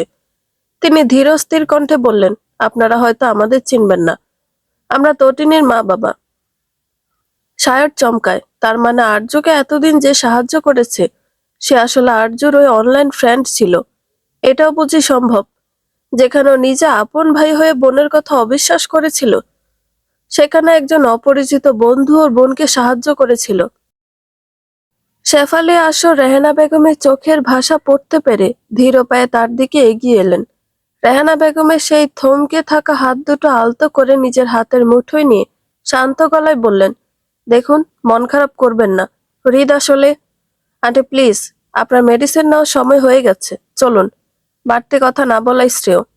আর্য বাধা দেওয়ার কারণ স্পষ্টভাবে বুঝতে পারছেন শেফালি আসর, তাই চাইলেও আর কিছু বলতে পারলেন না। একবার আর্য জন্মদাত্রী জননীর দিকে চেয়ে সামনে পা বাড়ালেন। তিনি চেয়েও ওই মানুষটাকে সান্ত্বনা দিতে পারলেন না, কারণ তিনি জানেন আর্যর বুকের ভেতরটা এখন কতটা উত্তাল। কিন্তু সে উত্তাল ঢেউ সে কাউকে স্পর্শ করতে দিচ্ছে না। শরীফ আসর হৃদকে কোলে নিয়ে শেফালি বেগমের সাথে ভেতরের কক্ষের দিকে পা বাড়ালেন। যাওয়ার সময় হৃদের চোখ পড়ে সায়রের ওপর। সাথে সাথে হৃদ কোল থেকে নেমে সায়রের কাছে যে বলল, হে নিউ পাপা, আজ আবার যাবে বেড়াতে? সায়র মুচকি হেসে কিছু বলতে উদ্যত হলো, কিন্তু তার পূর্বে আর্য এসে হৃদের হাত টেনে ধরে কর্কশ গলায় বলল, তোমাকে বলিনি তুমি আর যাবে না এনার কাছে? আর্যর কণ্ঠে রুক্ষতা সায়রের বুকে তীরের মতো বিঁধল। হৃদ ভরকে গিয়ে আর্যর হাতটা আঁকড়ে ধরবে। তার ডাগর ডাগর চোখ দুটোই তখন একরাশ বিস্ময়। সায়র ম্লান হাসল। কাল যে বোনকে সে নিজ হাতে আগলে রেখেছিল, আজ সে বোনের কাছে সে কেবলই একজন পর। সায়র নিজেকে সামলে নিয়ে হৃদের মাথায় আলতো করে হাত রাখল। ওর শান্ত চাউনি আর্যর চোখের দিকে নিবদ্ধ করে ধীর গলায় বলল, যাক না দিল, ওকে কেন বকছিস আমার জন্য? তৎক্ষণাৎ আর্য লাবণ্যময় কান্তিতে কঠোরতা ছেয়ে যায়। চোয়াল শক্ত হয়ে আসে তার। রুক্ষ কর্কশ গলায় কঠোরতার পারদ টেনে বলল, আমি আদরের আবরণে লুকিয়ে থাকা প্রতারকদের অপছন্দ করি। লোক দেখানো মায়া আমার চোখের বিষ। আমি চাই না আমার ছেলেকে কেউ কাছে টেনে নিয়ে দূরে ছুঁড়ে ফেলে সে একই কাজ করুক। মিস্টার জুনায়েদ, আপনি আমার ছেলের জন্য শুধুই একজন অচেনা। সায়র আদরের বোনের এত জটিল কথা সহ্য করতে পারছে না, আবার অপরাধ বোধে কিছু বলতেও পারছে না। হয়তো এটাই তার শাস্তি, নিজের আপন মানুষকে বিশ্বাস না করে বাইরের মানুষকে বিশ্বাস করার। মেয়েকে এভাবে ছেলের সঙ্গে ব্যবহার করতে দেখে রেহানা বেগম চুপচাপ দাঁড়িয়ে থাকতে পারলেন না। দুপা এগিয়ে এসে রুক্ষ কণ্ঠে বললেন, এভাবে বলছিস কেন? তুই জানিস তোর ভাই তোর জন্য কিভাবে এই 5 বছর পার করেছে? আর্য তীক্ষ্ণ দৃষ্টি নিক্ষেপ করে স্বাভাবিক গলায় বলল, না দেখিনি, কারণ সেই আমাকে বের করে দিয়েছিল। আর যেটা দেখিনি সেটাই বিশ্বাস কেন করব আমি? তোর আমার কথা বিশ্বাস? আর্য তাচ্ছিল্যের সুরে হাসল। কি বললেন মিসেস জুনায়েদ? বিশ্বাস? হাসালেন। বিশ্বাস, এই বিশ্বাসই মূলত আমার জীবনটা শেষ করে দিয়েছে। যে বিশ্বাস আমার ধ্বংসের মূল মন্ত্র, সেটা আমি দ্বিতীয়বার করব, তাও সেই মানুষদের উপর যারা আমাকে অবিশ্বাস করেছিল। ফানি। হৃদ রীতিমতো মায়ের হাত থেকে ছাড়া পেতে মোচড়ামুচড়ি শুরু করে দিয়েছে। বিষয়টা খেয়াল করে আর্য ধমক দিল, চল আমার সঙ্গে, না হলে থাপ্পড় দিব, বেয়াদব। হৃদ থমকে যায়। মা তাকে এভাবেই বকে সবসময়। ভাবতেই ছোট্ট প্রাণটা চোখ জোড়া টলমল করে ওঠে। ছলছল চোখে বাবার দিকে চাইল। তাজিন ছেলের অশ্রুসিক্ত নয়নে চেয়ে দীর্ঘশ্বাস ফেলে এগিয়ে আসে। হৃদকে আর্যর হাত থেকে ছাড়িয়ে নিয়ে পরম আদরে নিজের বুকের সাথে চেপে ধরে আদুরে গলায় বলল, বাড়ি কাঁদছো কেন? বাবার স্পর্শ পেয়ে নাক টানতে টানতে অভিমানী সুরে বলল, মাম্মা বকছে, মাম্মা পচা। ইউ নো না ইউর মাম্মা ইজ সো খারুস। Yeah yeah, don't cry. তুমি আমার কানে বলো আস্তে করে, তুমি কি করতে চাও? হৃদ বাবার কানে মুখ থেকে নিচু স্বরে ফিসফিস করে কিছু একটা বলল, যা শুনে তাজিনের ঠোঁটের কোণে একটা রহস্যময় হাসি ফুটে ওঠে। সে আর্যর দিকে এক পলক তাকিয়ে হৃদকে আরো একটু শক্ত করে জড়িয়ে ধরল। আর্য তখনও রাগে ফুঁসছে, তার চোখ মুখের কঠোরতা স্পষ্ট। তাজিন হৃদকে সায়রের কোলে দিতে আর্য ক্রোধে চেঁচিয়ে বলল, আমি কি বললাম শুনতে পাননি? আমি জানি, কিন্তু আমার ছেলে কিছু নিয়ে মন খারাপ করবে এটা আমার পছন্দ নয়। মাই হার্ট, চলো আন্টি আঙ্কেলকে নিয়ে ব্রেকফাস্ট করবে। বলে আর্যকে নিয়ে হাঁটা ধরল। সায়র হৃদকে কোলে নিয়ে বন্ধুর দিকে কৃতজ্ঞতা দৃষ্টিতে খানিকক্ষণ চেয়ে থেকে বেরিয়ে যায়। তটিনী মায়ের দিকে তাকিয়ে পিছন পানে হাঁটতে হাঁটতে বলে, দিল, আমি ঘুরতে যাচ্ছি বাইরে, একটু তুই এই বয়স্ক মহিলাকে সামলে নিস। শেফালি আসর চোখ পাকিয়ে তটিনীর দিকে তাকালেন, কিন্তু তটিনী সেদিকে তোয়াক্কা না করে ভোঁ দৌড় দেয়। এদিকে কাই সকালে বিছানায় বউকে না দেখে নিচে আসছিল তার গুন্ডি বউ খুঁজতে, কিন্তু নিচে এসে তটিনীকে দৌড়াতে দেখে সেও দৌড় দিতে দিতে বলে, বউ দাঁড়াও, কই যাও, আমাকে নিয়ে যাও। তটিনী ভ্রু কুঁচকে পিছনে তাকিয়ে বলে, দৌড়াতে দৌড়াতে চেঁচিয়ে বলল, জাহান্নামের চৌরাস্তায় যাবি, গেলে আয়। না বউ, আমি তো জান্নাতে যেতে চাই। তটিনী এক মুহূর্তের জন্য দাঁড়ায়, কোমরে হাত দিয়ে হাঁপাতে হাঁপাতে কাইয়ের দিকে তাকিয়ে দাঁত কিরমির করে বলল, তোর কপালে জান্নাত নেই রে বলদ। তুই যে হারে আমার পেছনে আঠা হয়ে লেগে থাকিস, তাতে তোকে যমরাজও নিতে ভয় পাবে। যা এখান থেকে। কাই ওর একদম সামনে গিয়ে বুক ফুলিয়ে দাঁড়ালো। পরক্ষণে ওর হাতটা জাপটে ধরে গাল ফুলিয়ে বলল, কেন যাব? সমুদ্রের পাড়ে রোমান্টিক হাওয়া বইছে, আর আমার গুন্ডি বউ আমায় ছাড়া দৌড়াচ্ছে। এটা কি ঠিক? চলো বউ, সমুদ্র পাড়ে বাসর করি গা। তটিনী কাইয়ের মাথায় সজোরে এক গাঁটটা মেরে বলল, সর অসভ্য, আমি যাচ্ছি একটু ফ্রেশ বাতাস নিতে। আসছেন উনি বাসর করতে। কাই মাথা ডলতে ডলতে তটিনীর পিছু নিল। ওর চোখে মুখে দুষ্টুমির ছাপ স্পষ্ট। দুজনের অবস্থা দেখে তাজিন আর আর্য ফিক করে হেসে দিল। এদের আর পরিবর্তন আসবে না। এদিকে মিরিন তটিনী সমুদ্র পাড়ে যাচ্ছে শুনে নিজেও তড়িঘড়ি করে নিচে আসতে থাকে। সামনে যে অ্যালেক্স আসছে সেদিকে তার খেয়াল নেই। হঠাৎ দুজনে ধাক্কা লাগলো। ধাক্কার চোটে মিরিন ভারসাম্য হারিয়ে অ্যালেক্সের ওপর গিয়ে পড়ল। অ্যালেক্স ওকে সামলাতে গিয়ে নিজেও টাল সামলাতে পারল না। দুজনে মিলে হুড়মুড় করে মেঝেতে এসে পড়ে। পড়ার মুহূর্তে মিরিনের ঠোঁট গিয়ে সরাসরি স্পর্শ করে অ্যালেক্সের গালে। নরম ঠোঁটের অপ্রত্যাশিত স্পর্শে অ্যালেক্সের শরীর দিয়ে যেন বিদ্যুতের তরঙ্গ বয়ে যায়। মিরিনের চোখ জোড়া গোল গোল হয়ে যায় বিস্ময়। অপ্রস্তুত হয়ে তড়িঘড়ি করে উঠতে চাইল, কিন্তু দুর্ভাগ্যবশতভাবে প্লাজোতে পা ভেদে আবারও টাল সামলাতে না পেরে হুমড়ি খেয়ে পড়ল অ্যালেক্সের উপরে। এবার মিরিনের ঠোঁট গিয়ে বিঁধল অ্যালেক্সের বন্ধ চোখের পাতায়। অ্যালেক্সের হৃৎপিণ্ড যেন রীতিমতো দৌড় প্রতিযোগিতায় নেমেছে। মিরিন লজ্জায় লাল হয়ে বিড়বিড় করে বলতে লাগলো, আই এম সো সরি, আমি আমি আসলে খেয়াল করিনি। বিব্রতকর অবস্থা কাটিয়ে উঠতে মিরিন যখন তৃতীয়বারের মতো ওঠার চেষ্টা করলো, ঠিক তখনই মেঝের পিচ্ছিল টাইলস মিরিনকে আরো একবার ধোকা দিল। এবার আর কোনো রক্ষা হলো না। একদম সরাসরি অ্যালেক্সের ঠোঁটের উপর আছড়ে পড়ল। মেয়েটা কয়েক মুহূর্তের জন্য পুরো পৃথিবীটা যেন স্থির হয়ে যায় দুজনের। দুজনেরই চোখের মনে স্থির। নিঃশ্বাস একে অপরের মুখে আছড়ে পড়ছে। এতদিন যার ছবিতে ঠোঁট ছোঁয়াতো, আজ সরাসরি ভাবতেই মিরিন মাটিতে মিশে যেতে মন চাইল। আর্য আর তাজিন চোখ বড় বড় করে চেয়ে আছে ওদের দিকে। জিমিন আর ইরিনার তো রীতিমতো ফিট খাওয়ার অবস্থা। বড়রা ততক্ষণে সরে গেছে এমন লজ্জাজনক পরিস্থিতিতে তটিনী থাকলে পাক্কা আজ মিরিনকে খুঁচিয়ে মেরে ফেলতো। মিরিন এক ঝটকায় নিজেকে অ্যালেক্সের ওপর থেকে সরিয়ে নিয়ে ঝড়ের বেগে উপরের ঘরের দিকে দৌড় দিল। ওর কান মুখ লজ্জায় রক্তিম বর্ণ ধারণ করেছে, কিন্তু অ্যালেক্স তখনও মেঝেতে শোয়া অবস্থায় নিজের ঠোঁটে মিরিনের সেই নরম আর কাঁপা কাঁপা স্পর্শটা অনুভব করছে। ওর মস্তিষ্কের সব কটা নিউরন যেন একসাথে জ্যাম হয়ে গেছে। হৃৎপিণ্ডটা এখনো স্বাভাবিক ছন্দে ফেরেনি। আরজু আর তাজিন একে অপরের দিকে তাকিয়ে মুখ টিপে হাসছে। তাজিন অ্যালেক্সের দিকে এগিয়ে গিয়ে হাত বাড়িয়ে দিল ওকে তোলার জন্য।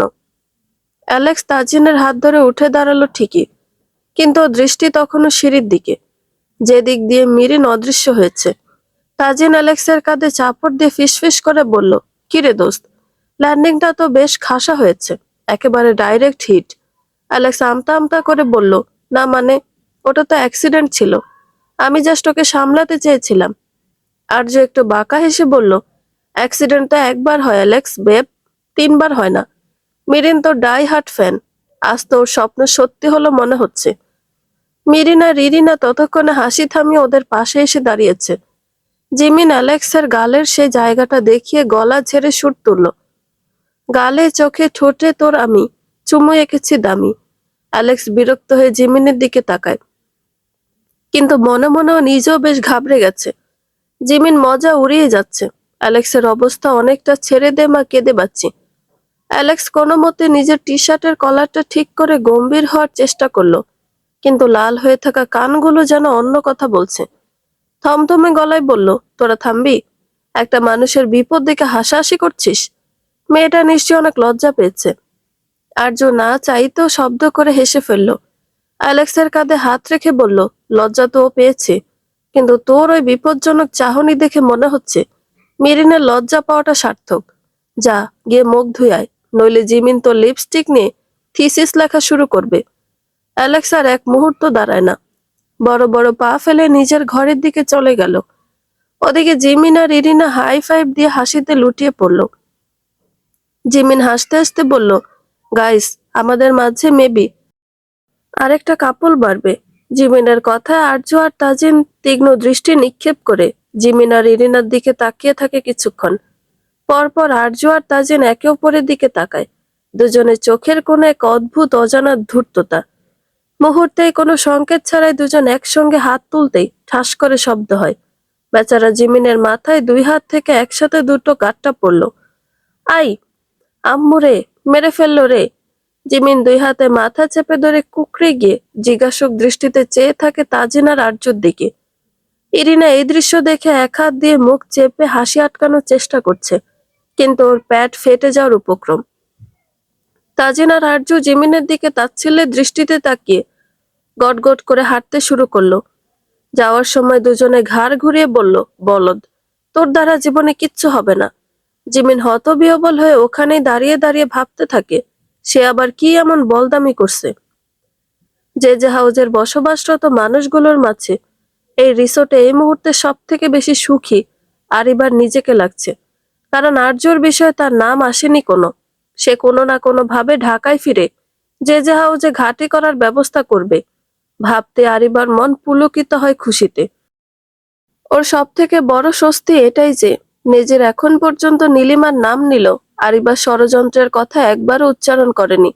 হয়তো 5 বছরের দীর্ঘ সময় নিজের ভুলেই গেছে যে এই বিষ বৃক্ষের গোড়ায় জল ঢালার কাজটা আরিবাই শুরু করেছিল।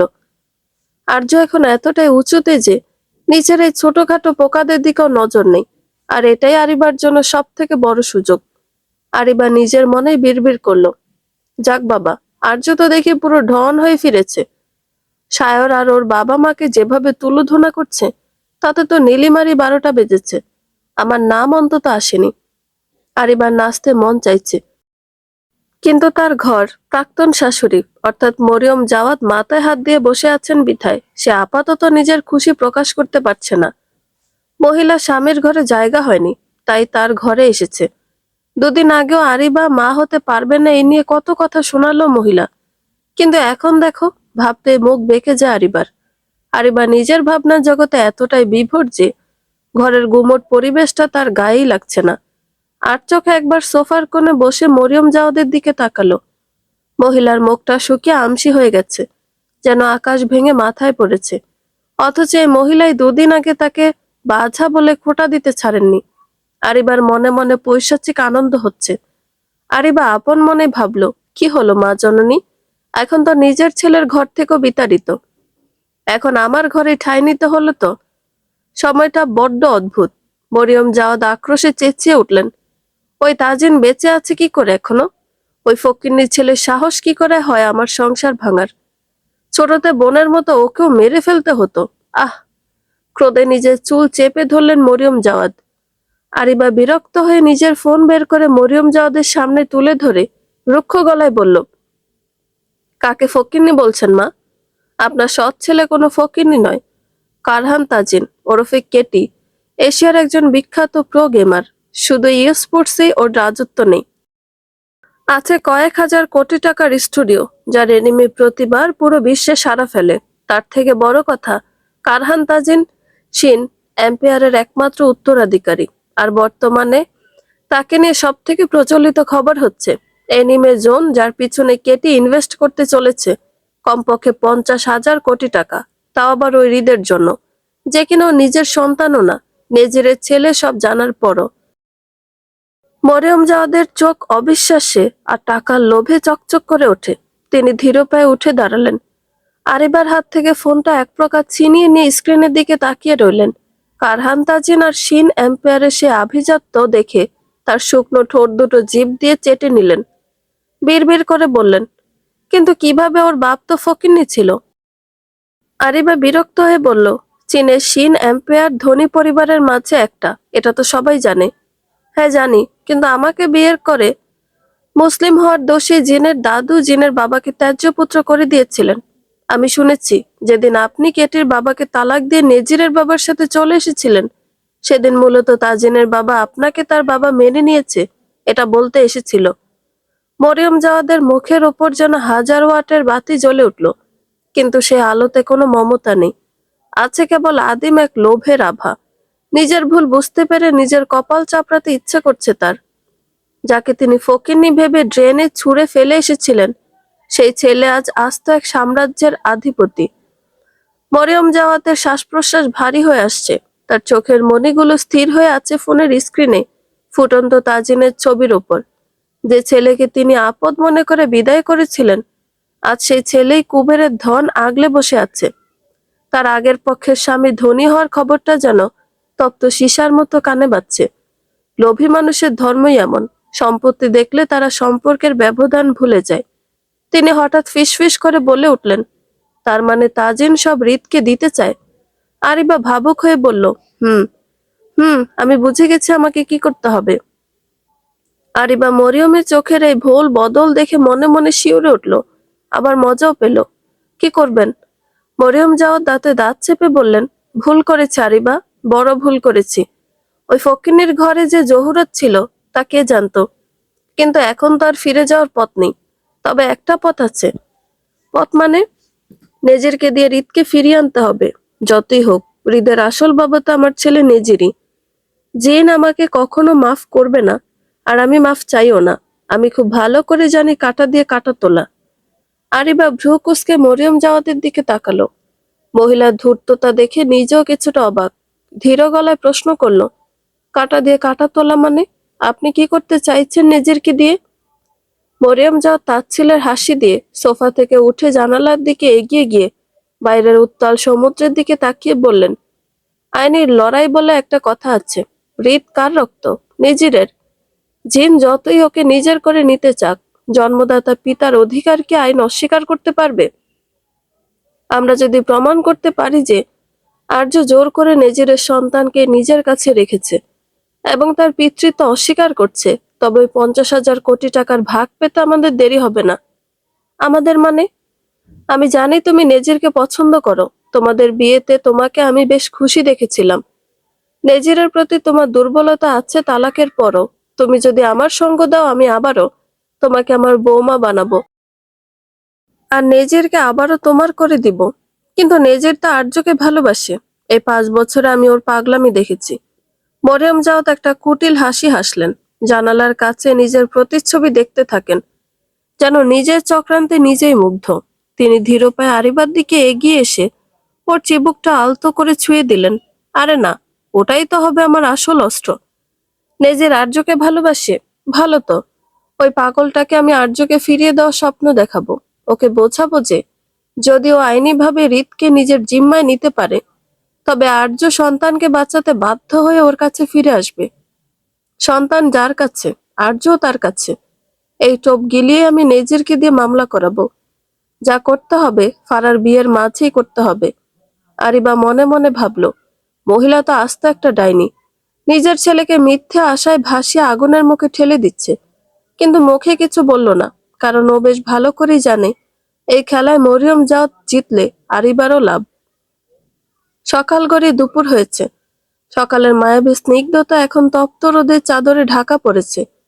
নীল জলরাশি রোদের তীব্রতায় হীরের মতো ঝিলমিল করছে, যেন কেউ সাগরের বুকে অজস্র রূপালী মুদ্রা ছিটিয়ে দিয়েছে। তপ্ত বালুকা রাশির ওপর দিয়ে বয়ে যাওয়া লোনা বাতাস এখন কিছুটা ভারী আর গুমট। ঝাউবনের সরু পাতাগুলো নিথর হয়ে দাঁড়িয়ে আছে। বিলাসবহুল রিসোর্টটিও এখন এক অদ্ভুত নিস্তব্ধতায় মোড়া। সুইমিং পুলের নীল জল তপ্ত রোদে বাষ্পীভূত হয়, অপেক্ষায় স্থির। বারান্দার ইজি চেয়ারগুলো শূন্য, কেবল সমুদ্রের গর্জনের সে আদিম শব্দ রিসোর্টের দেয়ালে দেয়ালে প্রতিধ্বনিত হচ্ছে। এই তপ্ত রোদে রিসোর্টের সঙ্গে লাগোয়া বাগানে অবস্থিত সাদা ছাউনির নিচে পাতা টেবিলের চারপাশে গোল হয়ে বসে আছে এরহাম জুনায়েদ, এরশাদ জাওয়াত সহ সায়রার নিজের। তাদের সম্মুখে কঠোর মুখাবয়বে বসে আছে আর্য। পাশেই তাজিন বসে বসে ফোনে গেম খেলছে। ওর এখানে আসার কোনো ইচ্ছে ছিল না, কিন্তু চীনা পুরুষ তার বউকে একাও ছাড়তে চায় না। আর্যর হাতে যে ইন্ডাস্ট্রির ডিলের ফাইল। অত্যন্ত ধীরস্থিরভাবে ফাইলটা কয়েকবার ওলটপালট করে দেখল আর্য। টেবিলের চারপাশে তখন পিনপতন নীরবতা। এরহাম জুনায়েদ আর এরশাদ জাওয়াদ যেন নিঃশ্বাস নিতে ভুলে গেছেন। সায়র গা ছাড়া ভাবে বসে আছে। যে ইন্ডাস্ট্রির সঙ্গে কি হলো না হলো তাতে সায়রের কিছু যায় আসে না। শুধুমাত্র বোনের আশেপাশে থাকার লোভে ও এই প্রজেক্টে কাজ করছে এখনো বাবার কথা মতো, কিন্তু নিজের দৃষ্টিতে পেশাদারিতে ছিটে ফোটাও নেই। এক দৃষ্টিতে পলকহীন চেয়ে আছে তার স্নিগ্ধ ফুলের দিকে। এই চেহারা পুনরায় দেখার জন্য কতটাই না দহন সহ্য করতে হয়েছে নিজেরকে। কিন্তু আজ যখন ওর ভালোবাসা ওর সামনে বসে আছে, তখন নিজের হাতে করার মতো কিছুই নেই। 5 বছর পর নিজের স্নিগ্ধ ফুলকে দেখে মনের মাঝে একটাই সুর উঠছে বারবার, কতদিন ভেবেছি শুধু দেখবো যে তোমায়। ক্লান্তহীন তুমি ছিলে আমার কল্পনায়, সেই ছবি উঠল ভেসে চোখেরই পাতায়। আমি শুধু চেয়েছি তোমায়। নিজের আপন মনে আওড়ালো, আমি তোমাকে পেয়েও কেন হারালাম? আমার ভুলের কি ক্ষমা নেই আসলেই? কেন অন্যের হয়ে গেলে? আর্য কোনো কথা না বলে খসখস করে ফাইলের নির্দিষ্ট পাতায় সই করে দিল। কলমটা সজোরে টেবিলের ওপর রেখেও এক পলক সায়রের দিকে তাকালো, যে চাহনিতে মায়ার বদলে ছিল এক নিষ্ঠুর পেশাদারিত্ব। ফাইলটা সায়রের দিকে সামান্য ঠেলে দিয়ে আর্য শীতল কণ্ঠে বলল, ডান, সই করে দিয়েছি। আজ থেকে আমার কোম্পানি আপনাদের সঙ্গে কাজ করবে, তবে একটা শর্ত আছে, আর সেটা অমান্য করার কোনো সুযোগ নেই। এরহাম জুনায়েদ কাঁপা গলায় বললেন, কি শর্ত আম্মু? আর্য ভ্রুকুচকে তীক্ষ্ণ দৃষ্টি নিক্ষেপ করে ঝংকার তোলা কণ্ঠে বলল, মিস্টার জুনায়েদ, যে ইন্ডাস্ট্রি নাকি বাংলাদেশের বড় কোম্পানি, কিন্তু প্রফেশনালিজমের ছিটে ফোটাও দেখে আপনাদের মাঝে নেই। নিজের ক্লায়েন্টকে কিভাবে ডাকতে হয় তাও জানেন না। কল মি মিসেস কারহান অর মিস আরশোলান, এই দুটোতেই কমফোর্টেবল আমি। এরহাম জুনায়েদ খান গুটিয়ে যান মেয়ের এহেন অপমানে। মাথা নিচু করে নিচের দিকে চেয়ে থাকেন। সায়রের বুক গর্বে ভরে যাচ্ছে বোনের সাফল্য দেখে। ঠিক তখনই কাইলন হন্তদন্ত হয়ে ছুটে এসে আর্যর কানে ফিসফিসিয়ে বলতেই আর্য তড়িৎ বেগে উঠে দাঁড়ায়। আর্যকে এভাবে উঠতে দাঁড়াতে দেখে তা যেন দাঁড়িয়ে পড়ে। আর্য চিন্তিত মুখের দিকে তাকিয়ে জিজ্ঞেস করলো, কি হয়েছে মাই হার্ট? তটিনীকে বিডি পুলিশ অ্যারেস্ট করেছে। কি? এখানে আশেপাশে কোনো পুলিশ স্টেশন আছে নাকি? সায়রের দিকে তাকিয়ে অস্থির চিত্তে জিজ্ঞেস করে আর্য। সায়র বোনের প্রশ্নে খুশি হয় ভীষণ, কারণ ওর বোন ওর সঙ্গে কথা বলছে। হোক না তা দরকারে, এটাই অনেক ওর জন্য। সায়র দুদিকে মাথা হেলিয়ে বলল, মণিপুর পুলিশ স্টেশন আছে। কথাটা আর্যর অহর্নিশে পৌঁছাতে ত্রস্ত পায়ে ছুটতে চাইল, তার পূর্বে একটা পুরুষালী হাত আর্যর হাত চেপে ধরে। আর্য ঘাড় ঘুরিয়ে নেজিরের হাতের ওপর অগ্নিদৃষ্টি নিক্ষেপ করে, কিন্তু নেজির আর্যর অগ্নিদগ্ধ চাহনি সম্পূর্ণ উপেক্ষা করে এক ধাপ এগিয়ে এলো। দাঁতে দাঁত চেপে বলল, আমার সঙ্গে চল দিল, আমি আমার লয়ারকে কল দিচ্ছি। এখানে লোকাল পুলিশ সহজে ফরেনারের কথা শুনতে চায় না, উল্টো ঝামেলা বাড়বে। আমি থাকতে তোর কোনো চিন্তা নেই। আর্য হাত ছাড়িয়ে নিয়ে কঠোর গলায় কিছু বলতেই যাবে, তার পূর্বে ছিটকে যায় নিজের। পাশে দাঁড়িয়ে তাজিন ক্রোধে ফুঁসছে। নিজের বুক বরাবর বেশ জোরে সোরে লাথি মেরেছে। যন্ত্রণায় নিজের কুকড়ে যায়, ঠোঁট ফেটে ফিনকি রক্ত গড়িয়ে পড়ল, কিন্তু সামলে ওঠার সুযোগটুকু পেল না। তার আগেই তাজিন চিতার ন্যায় ক্ষিপ্রতায় ওর উপর ঝাঁপিয়ে পড়ে। এক হাতের মুষ্টিতে নেজিরের শার্টের কলার পেঁচিয়ে ধরে মাটি থেকে তুলে এনে গর্জে উঠল, তোকে একবার বলিনি আমার স্ত্রীর থেকে দূরে থাকতে? তোর সাহস হয় কি করে ওর গায়ে হাত দেওয়ার? লিমিট ক্রস করিস না, নইলে এখানেই কবর দিয়ে দেব। নেজির এখনো যন্ত্রণায় হাঁপাচ্ছে, কিন্তু ওর ভেতরের পুরনো জেদ আর বিকৃত ভালোবাসা ওকে দমতে দিল না। রক্তমাখা ঠোঁটে পৈশাচিক হাসির রেশম ফুটে ওঠে। তাজিনের চোখের দিকে তাকিয়ে গর্জে উঠল, মার, যত খুশি মার, কিন্তু মনে রাখিস দিল শুধু আমার। ও 5 বছর আগে আমার ছিল, আজও আমারই আছে। ইউ বাস্টার্ড, তুই ওকে কখনো আমার থেকে ছিনিয়ে নিতে পারবি না। নেজিরের এহেন উক্তিতে তাজিনের ভিতরের দমিত সত্তা যেন হিংস্র পশুর মতো বেরিয়ে আসতে চাইছে। চীনা পুরুষের চোখের হিংস্রতা দেখে আর্য কেঁপে উঠল। ও বেশ ভালোই জানে এর পরিণতি কি হতে পারে, তাই তড়ি ঘড়ি করে এগিয়ে এসে তাজিনকে ছাড়িয়ে নিয়ে নেজিরের গালে থাপ্পড় বসিয়ে দেয়। আর্যর পাতলা অবয়ব রাগে আর উত্তেজনায় থেকে থেকে কেঁপে উঠছে। চোখের মণি দুটো থেকে যেন আগ্নেয়গিরির লাভা উদ্গীরণ হচ্ছে এই মুহূর্তে। নেজির স্তব্ধ হয়ে গালে হাত দিয়ে চেয়ে রইল ওর স্নিগ্ধ ফুলের দিকে।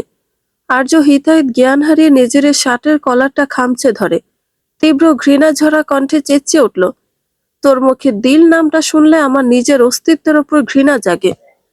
তোর দেওয়া ওই পৈশাচিক স্মৃতিগুলো আমি কবেই ছুঁড়ে ফেলেছি আমি আমার জীবন থেকে। তুই আমার কে? 5 বছর আগে তুই আমার চরিত্র নিয়ে যে নোংরা খেলা খেলেছিলি, তারপর তুই মরে গেল আমি তোর লাশে থুতু দিতাম না। আজও তুই সে একই কাপুরুষ রয়ে গেছিস, অন্যের আশ্রয়ে থাকা পরগাছা। আর্য তার চীনা পুরুষের হাতে হাত রেখে শান্ত গলায় বলল, এসব নর্দমার কিট মেরে হাত গন্ধ করার কোনো দরকার নেই আপনার, চলুন। আর্য তাজিনের হাত ধরে চলে যেতে উদ্যত হয়, কিন্তু তার আগেই এরশাদ জাওয়াদ থামিয়ে ফেলেন দুজনকে। আর্য, তাজিন, থামো। আর্য পিছনে না ফিরে রুক্ষ কর্কশ গলায় বলল, আপনার ইউজলেস ছেলের জন্য মাফ চাওয়ার কোনো দরকার নেই। আমি করব না মাফ। না, এই বিষয়ে না। আসলে বিকেলে ফারার এঙ্গেজমেন্ট, এটাই বলতে চাইছিলাম। তাজিন ফারার ভাই, তাই এঙ্গেজমেন্টে আসতে আশা করি সমস্যা হবে না। এরশাদ জাওয়াদের ঘোষণা আর্য তড়িৎ গতিতে ফিরে চাইল ভাইয়ের দিকে। শায়রের অভিব্যক্তি পূর্বের ন্যায় স্বাভাবিক, কিন্তু কেমন যেন অচেনা এক অস্থিরতা আর্য অনুভব করতে পারছে ওর অবয়বে। বিষয়টি খেয়াল করে আর্যর ঠোঁট জোড়া হেলে যায় খানিকটা। কিন্তু এরশাদ জাওয়াদের কথাটা যেন নেজিরের কাটা ঘায়ে নুনের ছিটার মতো কাজ করলো। আক্রোশে চেঁচিয়ে উঠল, ও ভাই মানে কি বলছে এসব? এই লোকটা আমার বোনের ভাই কিভাবে হয়? শায়র সেদিকে ভ্রুক্ষেপ করলো না, আর্যর দিকে চেয়ে বলল, আমি আমার লয়ারকে কল করে দিয়েছি। মিসেস কারহান, আপনি যদি কিছু মনে না করেন তাহলে আমি আপনার সঙ্গে যেতে পারি। ভাইয়ের মুখে মিসেস কারহান শব্দটা শুনে আর্য কেন জানে খুশি হতে পারল না। তবুও নিজের গাম্ভীর্য বজায় রাখতে স্বাভাবিকভাবে মাথা নাড়িয়ে সম্মতি জানায়। বোনের সম্মতি পেয়ে শায়দ দ্রুত নিজের গাড়ির দিকে এগিয়ে গেল। পেছনে থেকে নেজি চিৎকার করে ওঠে, দিল, তুই ওর হাত ধরল? তোর হৃদয় এখনো আমার বসবাস। তুই আমায় ঘৃণা করিস কারণ তুই আমায় এখনো ভুলতে পারিসনি। কেউ পাত্তা দিল না ওর কথায়, গাড়িতে উঠে চলে গেল গন্তব্যের দিকে। এরশাদ জাওয়াদ ছেলের পাশে যেয়ে দাঁড়িয়ে নিচু স্বরে বললেন, তোর এই পাগলামি তোকে শেষ করে দেবে নেজির। তুই যাকে তোর বলছিস সে এখন এমন এক আকাশ ছুঁয়েছে যেখানে তোর মতো নোংরা মানুষের ছায়াও পৌঁছাবে না। বাবার কথা যেন নেজিরের কর্ণকুহরে পৌঁছাচ্ছে না। টলতে টলতে উঠে দাঁড়ায় নেজির, নিজের ছেঁড়া শার্টের কলার ঠিক করতে করতে। বাবার চোখের দিকে সোজাসুজি তাকিয়ে হিসিয়ে বলল, আকাশ ছুঁয়েছে বলেই তো টেনে নামাতে বেশি আনন্দ হবে বাবা। ওকে শেকড়ে ফিরে আসতে হবে, সেই শেকড়টা আমি। এরশাদ জাওয়াদ নিজের ছেলের চোখে মুখে ফুটে ওঠা কুটিলতা দেখে শিউরে উঠলেন। নেজির তখন পাগলের মতো নিজের কপালে জমা রক্ত মুছতে মুছতে ভেতরের দিকে পা বাড়ালো। ওর মাথায় এখন একটাই চিন্তা, কিভাবে তার স্নিগ্ধ ফুলকে আবারও ফিরে পাবে। আর্যদের গাড়ি মণিপুর স্টেশনের সামনে এসে থামতেই এলোমেলো পায়ে দৌড়ে ভিতরে প্রবেশ করা আর্য। পিছনে পিছনে ছুটে আসে তাজিন, শায়র আর তার লয়ার। কিন্তু পুলিশ স্টেশনে প্রবেশ করতে আর্যর মাথায় হাত। তটিনী একাই পুরো থানা মাথায় তুলে রেখেছে। জেলের ভিতরে বেদরে একজন কনস্টেবলকে পিটিয়ে যাচ্ছে, আর বাইরে দাঁড়িয়ে থাকা ওসির পানে মিষ্টি বুলি ছুড়ে দিচ্ছে। খানকির পোলা, তুই যদি দরজা না খোলস তাহলে আমি তোর এই কনস্টেবলের এমন অবস্থা করব না। থানার ওসি ভীষণভাবে ঘাবড়ে গেছেন দেখেই বোঝা যাচ্ছে। বেচারা লোকটার কপালে থেকে ঘামের বন্যা বয়ে যাচ্ছে। তবু নিজের পেশার দিকে খেয়াল করে ধমকের সুরে বললেন, এই মেয়ে ছাড়ো, ছাড়ো বলছি। পুলিশের গায়ে হাত দিচ্ছ, তোমাকে তো কি কি করবি তুই? এমন লাথি মারবো না মেন পয়েন্টে যে সারা জীবন বাচ্চা আবানে কাইন্দা বেড়াবি শালা। পাশেই বসে কাই তার বইয়ের গুন্ডামি দেখছে মাসুম চেহারা করে, যেন সে মহিলাকে চিনেই না। ওসি এগিয়ে এসে বললেন, গুন্ডি মেয়ে, একে তো একজনের হাত পা ভেঙে দিয়েছ, এখন আবার পুলিশের সঙ্গে বেয়াদবি করছো। তোমাকে তো ও লেলে বাবুতা, শালা বুইরা খাটাস। একে তো তুই আসামিকে বাইরে ফ্যানের তলে বসিয়ে চা নাস্তা খাওয়াচ্ছিস, দুইয়ে তো তুই ভিকটিমকে জেলে বসিয়ে গরমে মারছিস, আবার দাদাগিরি দেখাতে আসছিস। তোর এমন জায়গায় মারবো না, পুলিশ গিয়ে বাইর হয়ে যাইব। শায়র আর তার লয়ার পেছনে স্তম্ভিত হয়ে দাঁড়িয়ে আছে। ওরা ভাবতেও পারেননি এই সুবেশা মেয়েটির মুখে এমন তুবড়ি ছোটাতে পারে। ওসি সাহেব আর্যদের দামি পোশাক আর শায়রের আভিজাত্য দেখে কিছুটা আশার আলো দেখলেন। তিনি ঘাম মুছতে মুছতে এগিয়ে এসে বললেন, আপনারা কি এই মেয়ের লোক? দোহাই লাগে একে থামান। এ তো আস্ত একটা লেডি ডন। রাস্তার মাঝখানে মারধর করেছে, আর এখন থানায় এসে হাঙ্গামা করছে। তো তিনি আর্যকে দেখা মাত্রই কনস্টেবলকে একটা শেষ লাথি মেরে আয়েশ করে জেলে শিক ধরে দাঁড়ায়। আর্যর দিকে তাকিয়ে ঠোঁট উল্টে কষ্ট ভরা কণ্ঠে বলল, দিল, মাই জান, তুই এসে গেছিস। দেখ না, এই বুইড়া খাটাস আমাকে জেলের ভেতর ঢুকিয়ে রেখেছে, আর ওই বখাটেগুলোকে বাইরে বসে বিড়ি খাওয়াচ্ছে। আমার জায়গায় তুই থাকলে তো এতক্ষণে এই থানার ডিনামাইট দিয়ে উড়িয়ে দিতিস। আর্য চোখ রাঙিয়ে বলল, শাট আপ অফিসার, ওকে বের করুন। আর্য ধমকে তটিনী ঠোঁটে আঙুল দিয়ে বাচ্চাদের মতো চেহারা বানিয়ে চুপচাপ দাঁড়িয়ে রইল। সায়র পরিস্থিতির মোড় ঘোরাতে দেরি করলো না। লয়ার ততক্ষণে ওসির সামনে তার ফাইলপত্র আর আইডেন্টিটি কার্ড রেখে দিয়েছে। সায়র ওসির চোখের দিকে সরাসরি তাকিয়ে ভারী গলায় বলল, অফিসার, এই মেয়েটি আমাদের স্টেট গেস্ট এবং একজন বিদেশি নাগরিক। আপনারা সিসিটিভি ফুটেজ বা সাক্ষী না নিয়ে একজন নারী পর্যটককে লকআপে ঢোকানোর সাহস পেলেন কিভাবে? আর মারধর কেন করেছে এটা জানতে চেয়েছেন আপনারা? সায়রের সাথে লয়ার আরো যোগ করলেন, উইদাউট এনি ডিলে এখনই ওনাকে রিলিজ করুন, নতুবা কাস্টোডিয়াল হ্যারাসমেন্ট এবং ক্ষমতার অপব্যবহারের দায় আপনাদের প্রত্যেকের বিরুদ্ধে আমি এখনই হাইকোর্টে রিট করব। আর এই যে কনস্টেবলকে মারার কথা বলছেন, এটা পুরোপুরি সেলফ ডিফেন্স। কারণ আপনারা স্টাফ ভিকটিমকে যথাযথ সম্মান দেননি। ওসি সাহেব এতক্ষণ তটিনীর ওপর চড়া হলো সায়র, জুনায়েদ আর তাজিনের মতো ব্যক্তি সম্পন্ন মানুষদের একসাথে দেখে রীতিমতো ঘামতে শুরু করেছেন। তাজিনকে তিনি চেনেন, চায়নার একজন বিখ্যাত প্রো গেমার। তার খ্যাতি নিয়ে এশিয়ায় এমন জায়গা পাওয়াই দুর্লভ। যাদের হাতে স্মার্টফোন আছে তাদের কম বেশি সবাই তাজিনকে চিনে। তিনি আমতা আমতা করে বললেন, না মানে স্যার, পরিস্থিতিটা একটু জটিল ছিল। মেয়েটি তো যেভাবে মারধর শুরু করেছিল। তাজিন এতক্ষণ পেছনে শান্তভাবে দাঁড়িয়েছিল, কিন্তু ওসির হম্বিতম্বি দেখে ধীর পায়ে ওসির একদম কাছে গিয়ে আসে। তাজিনের লম্বা গড়ন আর শীতল চাহনি ওসির বুক কাঁপিয়ে দেওয়ার জন্য যথেষ্ট। তাজিন পকেট থেকে ফোন বের করে স্ক্রিনে একটা নম্বর দেখে শান্ত গলায় বলল, এই দেশের অনেক উপর মহলের লোক চিনি আমি, একজন বিখ্যাত মানুষ হওয়ার সুবিধার্থে। আমি এখনই কথা বলবো, নাকি আপনি 5 মিনিটের মধ্যে পেপারস রেডি করছেন? তাজিনের হুমকি শুনে কাঁপা কাঁপা হাতে তালা খোলার চাবি এগিয়ে দিলেন ওসি সাহেব। তটিনী জেল থেকে বের হয়ে নিজের গায়ের ধুলো ছেড়ে মেকি হাসলো। আর্যর গা ঘেঁষে দাঁড়িয়ে মেকি স্বরে বলল, আমার। কিন্তু আর্য তাকে সাফাই দিতে দিল না। হাত দিয়ে থামিয়ে ভ্রুকুসকে গম্ভীর কণ্ঠে প্রশ্ন ছুড়ে দিল, মারামারি করছিস কেন?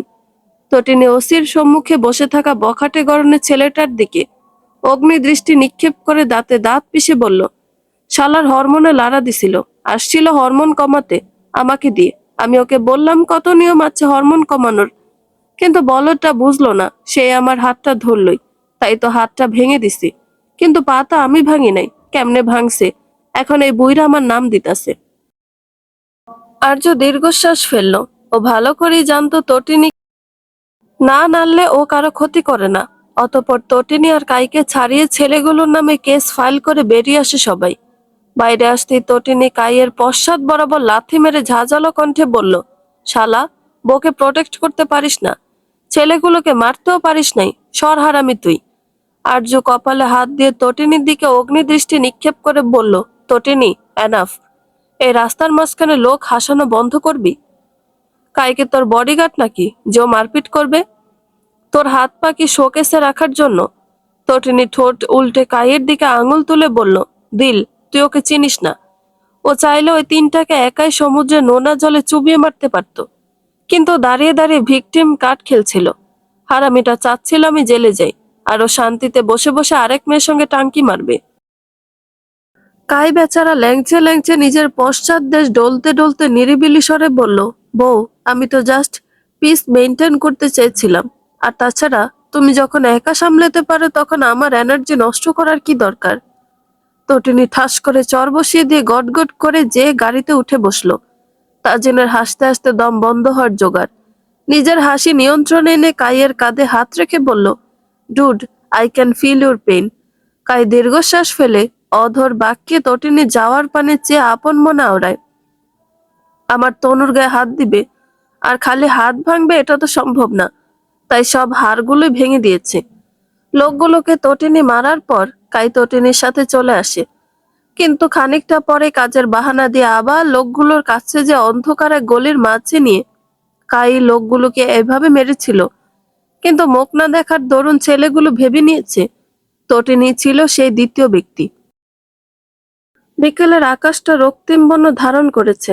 ঝাউবনের মাথার উপর দিয়ে সূর্যটা ধীরে ধীরে জলরাশি নিম্নে তলিয়ে যাচ্ছে। পুরো রিসোর্ট এখন এক এলাহি কাণ্ড। ফারার বাগদানের আয়োজন আক্ষরিক অর্থে রাজকীয়। চারদিকে সোনালী আর সাদা রঙের কাপড়ের ডেকোরেশন, মাঝখানে বিশাল এক স্টেজ। নিচে জাওয়াদ আর জোনায়েদ পরিবার বাদেও একটা পরিবার উপস্থিত হয়েছে, সেটা সাফিনের পরিবার। তাজিন আর রিত তাদের লাগেজ বিছানার উপরে উল্টে জামা কাপড়ের গোডাউন দিয়েছে যেন। বাপ ছেলে একের পর এক জামা ওড়াচ্ছে, দামি দামি ব্র্যান্ডেড পোশাক সব মেঝেতে পরে গড়াগড়ি খাচ্ছে। আর যে ওয়াশরুম থেকে বের হয়ে রুমের এমন বেহাল দশা দেখে চেঁচিয়ে উঠল, এসব কি? রিত তার মাকে দেখে ছুটে গেল। আরজুর গায়ে একটা সাধারণ কুর্তি, গলায় ওড়না, দুই পাশ দিয়ে ঝুলিয়ে রাখা, সঙ্গে ব্যাগি প্যান্ট। আহামরি কোনো সাজ নয়, তবু শুভ্র বর্ণের চীনা পুরুষের কাছে মনে হলো তার সম্মুখে দুনিয়ার সব থেকে সুন্দর নারী এসে দাঁড়িয়েছে। হৃদ মায়ের কোমর জড়িয়ে ধরল। ছেলেটার বয়স 6 হলে হবে, এখনই তাজিনের মতো লম্বা হওয়া শুরু করে দিয়েছে।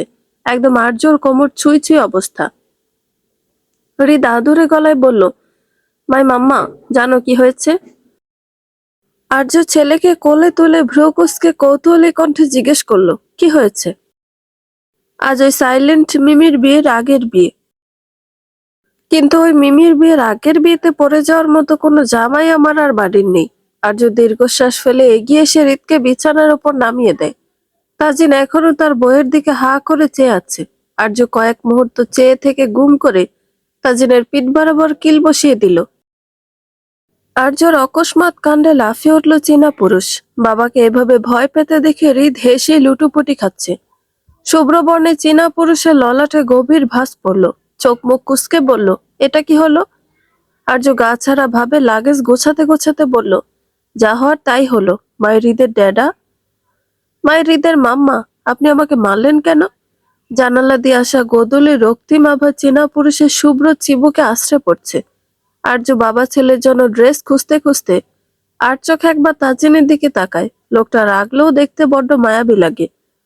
আর্য মুচকি হেসে আলতো করে তাজিনের গাল টেনে দিয়ে বলল, মানলাম, কারণ আপনি আপনার ছেলে মিলে পুরো ঘরটাকে ডাস্টবিন বানিয়ে রেখেছেন। এখন এই ডাস্টবিন পরিষ্কার করবে কে? আমি? তাজিন গাল ডলতে ডলতে ফোঁস করে নিঃশ্বাস ফেলল। পরপর রিতকে পাজা কোলা করে কোলে তুলে নিয়ে খাটের ওপর বসিয়ে গম্ভীর মুখে বলল, দেখেছো বাডি, তোমার মাম্মা কত ভায়োলেন্ট হয়ে যাচ্ছে দিন দিন। আমাদের বোধহয় এখনই চায়নায় পালিয়ে যাওয়া উচিত। তাজিনের কথা শুনে রিত খিলখিল করে হেসে উঠল। আর্য দীর্ঘশ্বাস ফেলে লাগেজের ভেতর হাত চালিয়ে 2 সেট স্যুট বের করে আনলো। তাজিনের জন্য একটা নিখুঁত ব্ল্যাক ফর্মাল স্যুট, আর ঈদের জন্য ঠিক বাবার মতোই ছোট একটা মিনি ব্ল্যাক স্যুট। দুটোই ধবধবে সাদা শার্টের সাথে ম্যাচিং করা। আর্য স্যুট দুটো খুঁজে বের করে দুজনের দিকে বাড়িয়ে দিয়ে আধা বিরক্তি আর আধা আবদার মাখা গলায় বলল, এই নিন, একদম একরকম দুটো স্যুট। দয়া করে এখন এই দুটো পরে আমাকে উদ্ধার করুন। আপনাদের এই জামার পাহাড় সরাতে সরাতে আমার এঙ্গেজমেন্ট দেখার এনার্জি শেষ হয়ে যাচ্ছে। তাজিন স্যুটটা হাতে নিয়ে আর্যর দিকে এক পা এগিয়ে এলো। ললাটে ভাঁজ ফেলে কুটিল হাসি দিয়ে বলল, উদ্ধার তো আমরা হয়ে যাব, মাইরিদের মাম্মা, কিন্তু আপনি কি ঘরোয়া কুর্তি পরে স্টেজে উঠবেন? লোকে তো ভাববে তাজিন কারহান তার পার্সোনাল অ্যাসিস্ট্যান্টকে সাথে নিয়ে ঘুরছে। আর্য মেয়েকে রাগ দেখিয়ে তাজিনের বুকে আলতো ধাক্কা দিয়ে সরিয়ে দিল। অ্যাসিস্ট্যান্ট হয়ে আর যাই হই, দয়া করে আগে তৈরি হন। রিদ, ড্যাডাকে একটু হেল্প করো তো বাবা, উনি তো একা বোতামও লাগাতে পারেন না। রিদ স্যুটটা জাপটে ধরে বিছানায় শুয়ে পড়ে হাসতে হাসতে বলল, ড্যাডা তো একটা বড় বেবি মাম্মা। বেশ খানিকক্ষণ সময় নিয়ে রিদ নিজের ছোট স্যুটটা পরে আয়নার সামনে দাঁড়িয়ে কলার ঠিক করতে করতে আর্যর উদ্দেশ্যে বলল, মাম্মা, আমি জিমিন বাবাকে দেখিয়ে আসি আমি কতটা হ্যান্ডসাম হয়েছি। বলে উত্তরের অপেক্ষা না করে ঘর থেকে বেরিয়ে যায়। আর্য পুনরায় দীর্ঘশ্বাস ফেলে বিছানায় ছড়িয়ে থাকা কাপড়ের স্তূপের দিকে নজর দিল। এই বাপ বেটার পাগলামি সামলাতে সামলাতেই তার অর্ধেক জীবন চলে যাবে। পরম মমতা একটা ষাট ভাঁজ করতে যাবে, অমনি একজোড়া শক্ত হাত আর্যর কোমর পেঁচিয়ে ধরল। নিমিষে আর্য নিজেকে আবিষ্কার করে তাজিনের বুকের মাঝে। তৎক্ষণাৎ আর্য ছিটকে যেতে চাইলেও তাজিনের বলিষ্ঠ বেষ্টনী তাকে একচুল নড়তে দিল না। তাজিনের পরনে এখন ধবধবে সাদা শার্ট, আর যার ওপরে দুটো বোতাম খোলা। চীনা পুরুষের উন্মুক্ত বক্ষপট থেকে এক অদ্ভুত পুরুষালী সুবাস আর উষ্ণতা আর্যর নাসারন্ধ্রকে গ্রাস করছে। আর্য ততস্থ হয়ে চারপাশ তাকিয়ে বলল, তাজিন, কি করছেন? হৃদ যে কোনো সময় চলে আসতে পারে। তাজিন কোনো কথা বলল না। তার শুভ্র চিবুক আর্যর কাঁধের ওপর নামিয়ে এনে কানের লতি ছুঁয়ে ফিসফিসিয়ে বলল, হৃদ তো জিমিনের কাছে গেছে, আর এখন এই ঘরে শুধু আমি আর মাই হৃদের মাম্মা। আপনি বললেন না আমি একা বোতাম লাগাতে পারি না? এই যে দেখুন, হাত কাঁপছে আমার। এখন কি করবেন? এমন সময় নেজির আর্যদের ঘরের সামনে দিয়ে যাওয়ার পথে থমকে দাঁড়ায়। নিজের প্রেয়সীকে আরেক পুরুষের বাহুবন্ধনে আবদ্ধ দেখে তার হৃদয় ক্ষতবিক্ষত হলো। নিজের অজান্তে অস্ফুট স্বরে কয়েকটি বাক্য আওড়ায়। কি অদ্ভুত প্রকৃতির নিয়ম! শূন্যতা তোমাকেও ছুলো, আমাকেও ছুলো। পার্থক্য শুধু তোমাকে ছুঁয়ে পরিপূর্ণ করলো আর আমাকে নিঃস্ব। আহ, আসতে দাও। আসতেই দিচ্ছি, একটু সবুর করো। এই হয়ে এসেছে। লাগছে খুব, প্লিজ তাড়াতাড়ি করো। একটু শান্ত থাকো, এখনই ঢুকে যাবে। দরজার বাইরে থেকে কান খাড়া করে ভিতরে থেকে ভেসে আসা আওয়াজ শুনছে জিমিন। বিস্ময়ে মুখটা হা হয়ে গেছে ওর। আর কিছু শুনতে পারল না। সোজা দরজা ধাক্কা দিয়ে ভিতরে প্রবেশ করে চেঁচিয়ে বলল, ওই, তোরা এই বিকেলবেলা এসব করছিস কেন? রাতে কি সময় কম পড়ে নাকি? জিমিনের কথায় কাই আর তটিনে অবাক হয়ে দরজার দিকে তাকায়। জিমিন হা করে ওদের দিকে চেয়ে আছে। জিমিনের পিছনে চুপচাপ দাঁড়িয়ে আছে হৃদ। কাই তটিনীকে জুতা পরিয়ে দিচ্ছিল। ওর হাত এখনো তটিনীর পায়ে, আর তটিনীর ডান পা কায়ের হাঁটুর উপরে তোলা। তটিনীর ভ্রুকুচকে জিমিনের দিকে তাকিয়ে প্রশ্ন ছুড়ে দিল, আমরা আবার কি করছি? জিমিন কাই আর তটিনীকে এহেন অবস্থা হতবিহ্বল হয়ে চেয়ে রইল। কি ভেবেছিল আর এখানে কি হচ্ছে? জিমিন আমতা আমতা করে মাথা চুলকে বলল, না মানে কিছু না। তটিনী জিমিনের কথার মর্মার্থ বুঝতে কয়েক সেকেন্ড লাগে। পরপরই হাত বাড়িয়ে পাশেই থাকা একটা ভারী কুশন জিমিনের মুখ লক্ষ্য করে ছুঁড়ে মেরে গর্জে উঠল, অসভ্য, হাড় হাবাতে! তুই কি ভেবেছিলিস দিনের বেলা মানুষের ঘরে ঢোকার আগে কি নক করতে হয় না? আর তোর মাথায় সবসময় ওইসব নোংরা চিন্তা কেন ঘোরে? জিমিন কুশনটা কোনো মতে ক্যাচ ধরে হতভম্ব হয়ে দাঁড়িয়ে রইল। এখন কি বলবো? কি ভেবেছিল? আর এখানে কি হচ্ছে? নিজের মাইন্ডকে নিজের জুতা পেটা করতে মন চাইছে এখন ওর। না মানে, তোরা যেভাবে আসতে দাও ঢুকে যাবে এসব বলছিলি? আমি তো ভাবলাম অন্য কিছু। এই টায়ার জুতো পরতে গিয়ে তোরা এমন আওয়াজ করিস কেন শুনি? কাই দীর্ঘশ্বাস ফেলে জুতোর স্ট্র্যাপটা টেনে লাগিয়ে দিয়ে উঠে দাঁড়ায়। নিজের গায়ের ধুলো ঝেড়ে বিরক্ত গলায় বলল, ডুড, এই হিলটা তনুর পায়ের মাপের চেয়ে একটু ছোট। জোর করে ঢুকাতে গিয়েও ব্যথায় চিল্লাচ্ছিল। তটিনী উঠে দাঁড়িয়ে কিছু একটা ভেবে তড়িৎ গতিতে চাইল জিমিনের পানে। সন্দিহান কণ্ঠে বলল, তুই যদি ওইসবই ভাবিস তাহলে ভিতরে আসলি কেন? তোর তো চলে যাওয়া উচিত ছিল। জিমিন মেকি হেসে মাথা চুলকাতে চুলকাতে বলল, আসলে আমি ভাবলাম তোদের মানে একটু দেখি তুই তোর এক্সকে জামাই বানিয়ে কিভাবে কি করছিস। কাই নিচু নিভু চোখে কয়েক মুহূর্ত চেয়ে থেকে এদিক ওদিক তাকিয়ে হাতের কাছে তটিনীর একটা হাই হিল দেখে তুলে নিয়ে জিমিনের দিকে ছুঁড়ে মারতে উদ্যত হয়। কিন্তু তার আগে তটিনী ওকে ধাক্কা মেরে হাত থেকে হিলটা কেড়ে নিয়ে বলল, ওই শালা, ওকে মারার হলে নিজের জুতা খুলে মার। আমারটা দিয়ে মারছিস কেন? কাই নিচু স্বরে উত্তর দেয়, আমার জুতোর দাম 20,000 টাকা, আর আমারটা 50,000 টাকা। গুচ্ছি লিমিটেড এডিশন, হারামি। ততক্ষণে জিমিন ফুরুত। ও বেশ ভালো করেই জানে একবার যদি তটিনী ওকে হাতের কাছে পায় তাহলে কাঁচা চিবিয়ে খাবে। হৃদ বেচারা দরজার পাশেই দাঁড়িয়ে ফ্যাল করে চেয়ে রইল। তটিনী অগত্যা হাঁপাতে হাঁপাতে জিমিনের উদ্দেশ্যে চিৎকার করে বলল, তোর হাড় মাস এক করে দেব রে বদমাস। দেখার শখ কত, যা এখান থেকে। হৃদ গুটি গুটি পায়ে তটিনের কাছে এগিয়ে এসে গলার দুই পাশে থাকা ওড়না টেনে ধরল। তটিনী হুবু আর্যর মতো ড্রেস আপ করেছে। মায়াবী চোখে তাকিয়ে আধো আধো গলায় জিজ্ঞেস করলো, তনু মিমি, পাপা কি দেখতে চেয়েছিল জুতো পরা? তটিনী হৃদকে দেখে নিজের রাগ সামলে নেয়। হৃদকে কোলে তুলে নিয়ে কপালে চুমু এঁকে দিয়ে আদরে গলায় বলল, হ্যাঁ বাবা, তোমার পাপা তো একটু বলদ, তাই ও জুতো পরা শিখতে চেয়েছিল। তোমার ড্যাডা আর মাম্মা কোথায়? আচ্ছা চলো নিচে যাই। হলরুমে বেশ শ্বাস ভাব। সাফিনের পরিবারের সঙ্গে হাসি মুখে কথা বলছেন মরিয়ম জাওয়াদ। ভাব এমন যেন কিছুই হয়নি। অবশ্য এটারও একটা বিশেষ কারণ আছে। সাফিনদের যৌথ পরিবার। পরিবারে 3 ভাইয়ের কমপক্ষে 9টা ছেলে মেয়ে, সঙ্গে ফুফুর পরিবার আর সাফিনের দাদি থাকেন। সাফিনের দাদি সেকালে মানুষ। তার মতে পরিবারে তালাক জিনিসটা আসা অশুভ লক্ষণ। মেহমান বলতে তেমন কেউ নেই এখানে।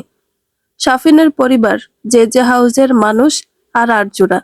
বিয়েটা ঢাকায় হবে, তাই এখানে তেমন একটা আয়োজন করেনি। সাফিনের দাদি এক কোনায় সোফায় বসে পান চিবোচ্ছেন আর তীক্ষ্ণ নজরে সবাইকে মেপে নিচ্ছেন। হঠাৎ বৃষ্টির তীক্ষ্ণ দৃষ্টি ঘুরতে ঘুরতে এসে থামে সিঁড়ির ওপর। শুভ্র বর্ণের 2 নরনারীকে দেখে ভাঁজ পড়া ললাটে আরো গভীর ভাঁজ পড়ল। পাশে বসে থাকা সাফিনের মায়ের দিকে তাকিয়ে রুক্ষ কণ্ঠে শুধালেন, কি গো মিনু, এরা কারা? এদের তো দেখিনি মেয়ে দেখতে আসার দিন। শাশুড়ি মায়ের কথায় মিনু বেগম তাজিনার আর্যর আপাদমস্তক পর্যবেক্ষণ করে নিয়ে বললেন, কি জানি আম্মা, এদের তো আমিও চিনি না, হবে হয়তো কোনো আত্মীয়। সে কি কথা, আমাদের আত্মীয় আসতে দিল না, এখন নিজেদের আত্মীয়দের আমন্ত্রণ দিয়েছে। সাফিনের শাশুড়ি কোথায়? মিনু বেগম শাশুড়ির রুক্ষতা দেখে দীর্ঘশ্বাস ফেলে বললেন, আম্মা দাঁড়ান, আগে এত ভাবছেন কেন? আমি মরিয়মকে জিজ্ঞেস করব, আপনি শান্ত হন। সাফিনের দাদির বিরক্তি চরমে পৌঁছাতে সময় লাগলো না। এমন পশ্চিমা ধাঁচের পোশাকে, তা আবার হবু নাত বউয়ের শ্বশুরবাড়ির লোক, এদের পরিচয় ঠিক কি হতে পারে? আরজু আর তাজিন এসে সোফায় বসে সাফিনের দাদির সম্মুখী। মরিয়ম জাওয়াদে এগিয়ে এসে মিনু বেগমের পাশে বসেছেন। সাফিনের দাদি পানের ডাব্বাটা একপাশে ঠেলে দিয়ে চশমাটা নাকের ডগায় নামিয়ে আনলেন। আরজুর পরনে সাদা ব্লেজার স্যুট আর তাজিনের কালো স্যুট তার কাছে বড্ড বেমানান লাগছে। তিনি মরিয়ম জাওয়াদের দিকে তাকে সোজাসুজি প্রশ্ন ছুড়লেন, কই গো ফারার মা, এরা কারা? পরিচয় তো করালে না। এমন ম্যাম সাহেব সাজে তোমার বাড়িতে কারা আসে বাপু? মরিয়ম জাওয়াদ আমতা আমতা করে বললেন, ওরা ওরা আসলে দূর সম্পর্কের, মানে আত্মীয়। তোমার স্বামী তো বলল বাড়ির লোক থাকবে শুধু, কিন্তু পিছন থেকে মেয়েলি তীক্ষ্ণ কণ্ঠে কেউ একজন ফোড়ন কাটলো, আম্মা মিথ্যা বলছেন কেন? আসলে দাদিমা, ও সায়র ভাইয়ের বোন, আর এই লোকটা তার বোনের জামাই। আরজু আর তাজিনের সেদিকে কোনো ভ্রুক্ষেপ নেই। তারা দুজন পায়ের ওপর পা তুলে ফোন ঘেটে যাচ্ছে সমান তালে, যেন দুনিয়ায় এর থেকে বেশি গুরুত্বপূর্ণ কিছুই নেই। মিনু বেগম মরিয়ম জাওয়াদের দিকে তাকিয়ে জিজ্ঞেস করেন, কই মরিয়ম, সায়রের বোন আছে, আগে বলনি তো? আসলে মিনু, ও তো চীনে ছিল, তাই আর কি। বিয়ে কবে হয়েছে ওদের? মরিয়ম জাওয়াদ কিছু বলবেন তার পূর্বেই আবারও ফোরন কাটে, 1-2 মাস হচ্ছে। দাদি পানের বাটা থেকে আরো একটা সুপুরি মুখে দিয়ে আর চোখে আর্যকে মেপে নিলেন। সাফিনের দাদি এবার চশমাটা নাকের উপর ভালো করে বসিয়ে নিয়ে আর্যকে জিজ্ঞেস করলেন, তা 1-2 মাস আগে বিয়ে হলো, তো তোমাদের বৌবাতটা হলো না? আমাদের তো নেমন্তন্ন দিলে না বাপু। কিন্তু আর্য বৃদ্ধার কথা কানে তুলল না। কানে তুলল না বললে ভুল হবে। ওর কানে ইয়ারপডস গোজা, স্ক্রিনে চলমান স্টুডিওর নিউ প্রজেক্টের কাজ দেখছে, তাই আশেপাশে তেমন একটা খেয়াল নেই। ঠিক তখনই করিডোর দিয়ে সায়র আর এরশাদ জাওয়াদ হলরুমে প্রবেশ করলেন। দাদি সোজাসুজি এরশাদ সাহেবকে লক্ষ্য করে গর্জে উঠলেন, ওহে জাওয়াদ সাহেব, তোমার বৌমা তো বলছে এই মেয়ে নাকি সায়রের বোন। তোমাদের এক মেয়ে ফারার কথা তো জানতাম, এই আপদ থুরি, এই মেয়ে আবার কোথা থেকে উদয় হলো?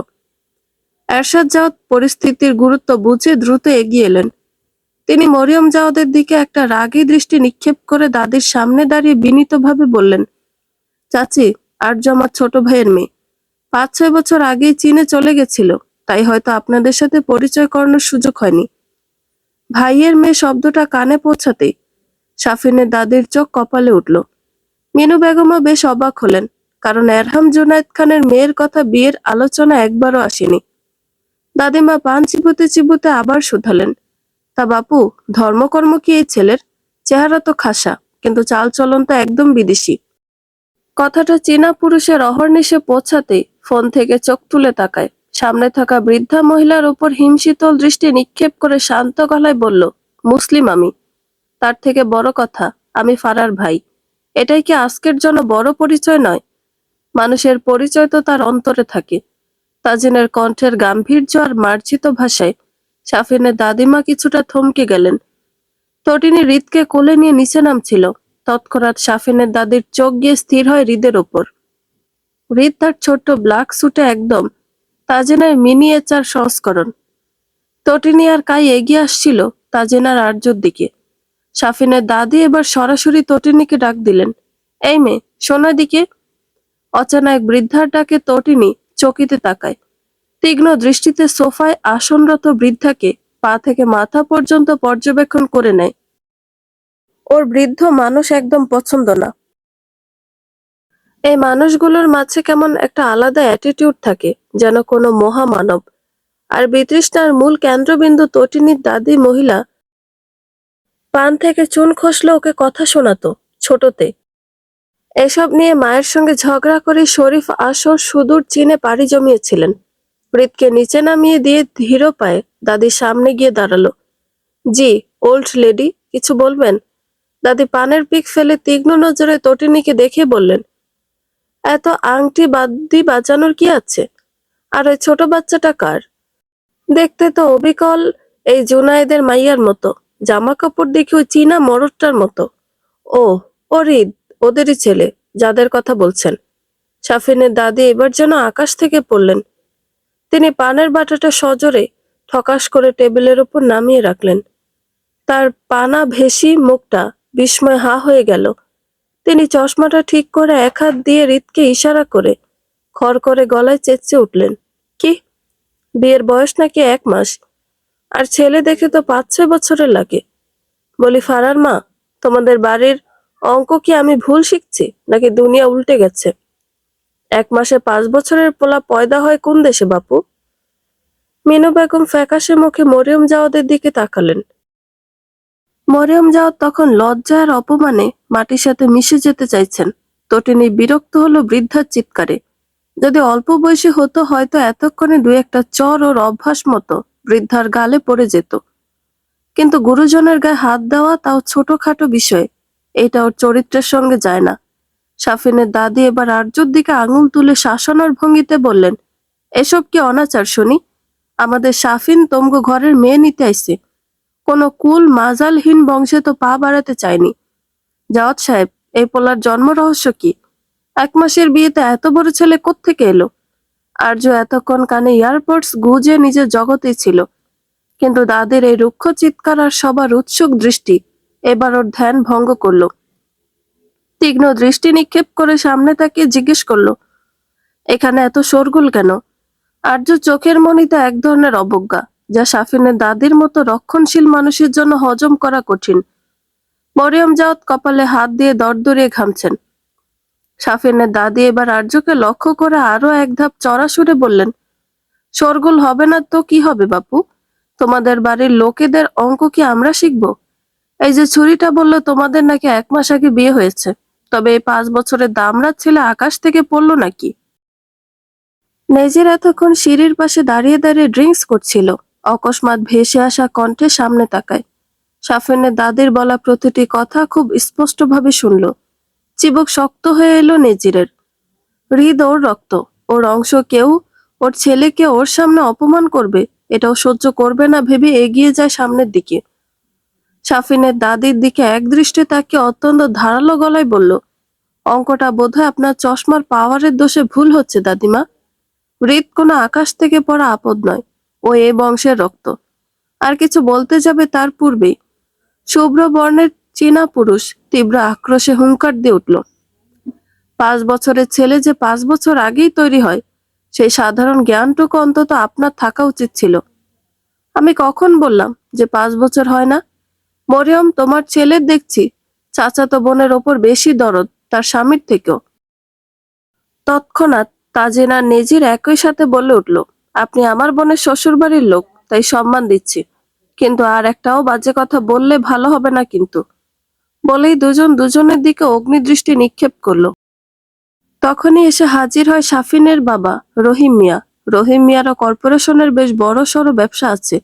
সেই সুবাদে আর্যকে চিনতে বেশি দেরি হলো না। আর্যকে দেখে মাথা ঝুঁকে সালাম দিয়ে বলল, আপনি তো মিস আরশলান, আরডি কোম্পানি আর এডিআর স্টুডিওর ফাউন্ডার। আর্য রহিম মিয়ার দিকে একবার নিষ্প্রিয় দৃষ্টিতে তাকায়। রহিম মিয়ার মুখে সমীহ আর বিস্ময় স্পষ্ট। তা অবলোকন করে আর্য সোফায় আরো একটু আয়েশ করে বসলো। পায়ের ওপর পা তুলে রহিম মিয়ার দিকে তাকিয়ে অত্যন্ত শান্ত, কর্তৃত্বপূর্ণ গলায় বলল, রহিম সাহেব, আপনার স্মৃতিশক্তি বেশ ভালো। তবে আজ আমি এখানে কোনো ফাউন্ডার হিসেবে আসিনি, এসেছি আমার ছোট বোন ফারার এঙ্গেজমেন্টে। কিন্তু দুর্ভাগ্যবশত আপনার পরিবারের মুরব্বীদের শিষ্টাচার দেখে মনে হচ্ছে পরিচয়টা একটু পরিষ্কার করে দেওয়া দরকার ছিল। রহিম মিয়া তখন কাচুমাচু মুখে নিজের মায়ের দিকে তাকালেন। তিনি জানেন আরজুর এক একটা প্রজেক্টের বাজেট তার পুরো বংশের সম্পত্তি সমান হতে পারে। রহিম দ্রুত দাদির সামনে গিয়ে ফিসফিসিয়ে বললেন, মা, কি শুরু করেছেন এসব? আপনি জানেন ইনি কে? পুরো এশিয়ার টপ 10 বিজনেস উইমেনদের একজন উনি। ওনার কোম্পানির এক একটা ডিজাইন বিদেশের বড় বড় শহরের ম্যাপ বদলে দেয়।